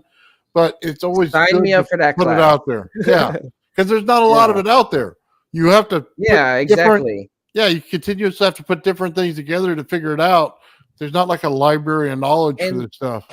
Yeah, and the few stuff that is out there, the few videos that are out there, the people presenting them, they don't do a good job of explaining certain things, for like replication. So that's and in a live stream is a good idea to rectify some of that too, because you can interact with the audience and they can ask questions and stuff. So yeah, well, I like it. Yeah, we can show them the different parts, and what I'd like to do is just put it in the description where the parts are on Amazon or something. You can look them up. You can buy them. You know what I mean? That way you have somewhere to start. You have a starting point. It's not a guessing point. And what I recommend is putting together maybe a simple document with some images and text, like a presentation, if you can throw something together like that real quick for everybody to look at. Oh, well, I don't have anything right now, but when we do the Wednesday, I will. Yeah. If you have any diagrams or anything that you could add that they could follow around. Like I said, we'll do point-to-point diagrams. So no theory diagram. We'll just do the point-to-point. So where I put the wire, you solder. That's it. So with no confusion. You know what I mean? You can draw it in your fancy ways to draw schematics. That's fine. I'm just going to do it the non-confusing way so that you're going to be sitting there with a wire and a soldering iron and you know exactly where they go. You know what I mean? Right. And then I need to go back into my live streams and do this, and but I like for workshops especially break it up into chapters, after you're done with the live stream. Yeah, well, hopefully it just be, one thing that we build and then we discuss it. You know what I mean? That's kind of where I'm getting to on it. Build it, discuss it, talk to people out there, see what they think about it, what they want to add to it. Maybe there's a second stream that comes out of it, on the next week or something where we add a secondary circuit to it. Right, like a bigger project. Yeah, because that's the way normally these things work. It's never just one circuit. Do you have any idea what the circuit you're going to be working on for Wednesday is? Yeah. Gerald's got a book of them, and I don't know which one he wants to pull out. I do have a beautiful Slayer Exciter circuit. I'm updating it so I can run it on my gold coil you see over my shoulder right here that I know is in perfect resonance. And I'll run a Slayer Exciter on that, and I'll see exactly how far I can push that thing. So awesome. I have a Tesla coil, so I'm ready. I got some of the components already. So. But do you plan on? This is my last question, by the way. Do you plan on doing any Bedini circuits? I actually am planning on doing a Bedini machine. Nice. So I'm putting together parts now. Circuitry's not a problem. I'm just looking for a wheel. That's where I'm at. Right, the flat, yeah. Just the bicycle wheel. So I've heard metal and I've heard aluminum. So I might just buy both. And then when I have both, I'll put them both on there and run them and see what they do. Coils, I already have the coil stuff already here. All that, I can wind it. I can get the circuitry together within a couple days. That's not a problem. But I definitely just want to do that. Just that bicycle wheel circuit that he does. That's all I want to build. Yeah, I do too. So sign me up for that one too, man. I'm excited. Well, I figure, why not? If we're all going to talk circuits and stuff and all this stuff, we might as well build something that everybody's into. And a lot of people on my channel are into that Bedini thing. So we'll do that because I want to show those spikes. You know what I mean? I want to take out my oscilloscope and put it right on it. I want to find it and I want to show it. Yes, because I can definitely find the ring in it. You know what I mean? Yeah, like when Eric Dollar was talking about it, he had old equipment. He didn't have like an oscilloscope there to show you, did he? Like in any of his videos? Not that I've seen. No, and I don't know. Yeah, that visual. Because I worked in the gravity flyer, I know how to find it. So I'm gonna find it for everybody and show it. No, that's gonna be great. Because people need to be able to visually see what they're looking for in some of these, systems. Yeah, because they don't understand it. They still think it's a battery charging a battery. They have no idea of what it's doing. You know what I mean? They don't understand the spike. They don't understand what it's doing in that SG circuit, that it's spiking, the spikes are going in, and that they're not AC or DC on the potential, and how it's working and charging the battery. So I think that whole thing has to be gone over and showed thoroughly so that people get it. You know what I mean? Yeah. Because I get a lot of comments on it's a battery charging a battery, but they apparently never work with batteries because all they do is equalize when you put them together. So right. Well, I definitely am going to be first in line for that class because I have a lot of questions regarding the Bedini circuits and some different ways of hooking up a system like that. Yeah. Well, I think it's going to be something that blossoms into a great show. And once we get it rolling, we'll have different people on, kind of like we have here. And they'll be able to show their circuit, and we'll be able to ask them questions. You know what I mean? Mm-hmm. We'll just have a pre-taped version of them building it so that we can pause it and talk to them so they don't get distracted and, not be able to finish the circuit. So no, that's a good idea. Yeah, give them time to work. Yeah, no, I was thinking about that on my workshop too. Is as I'm doing it, give the audience who is following along and building that at the same time some time to catch up and whatever. Well, if you pre-tape it, then you can pause it and go back and you do the finer points instead of when you see the back of your lab coat. You should put a big sign back there. You know what I mean, with your name on it. I'm gonna put a kick me sign on there.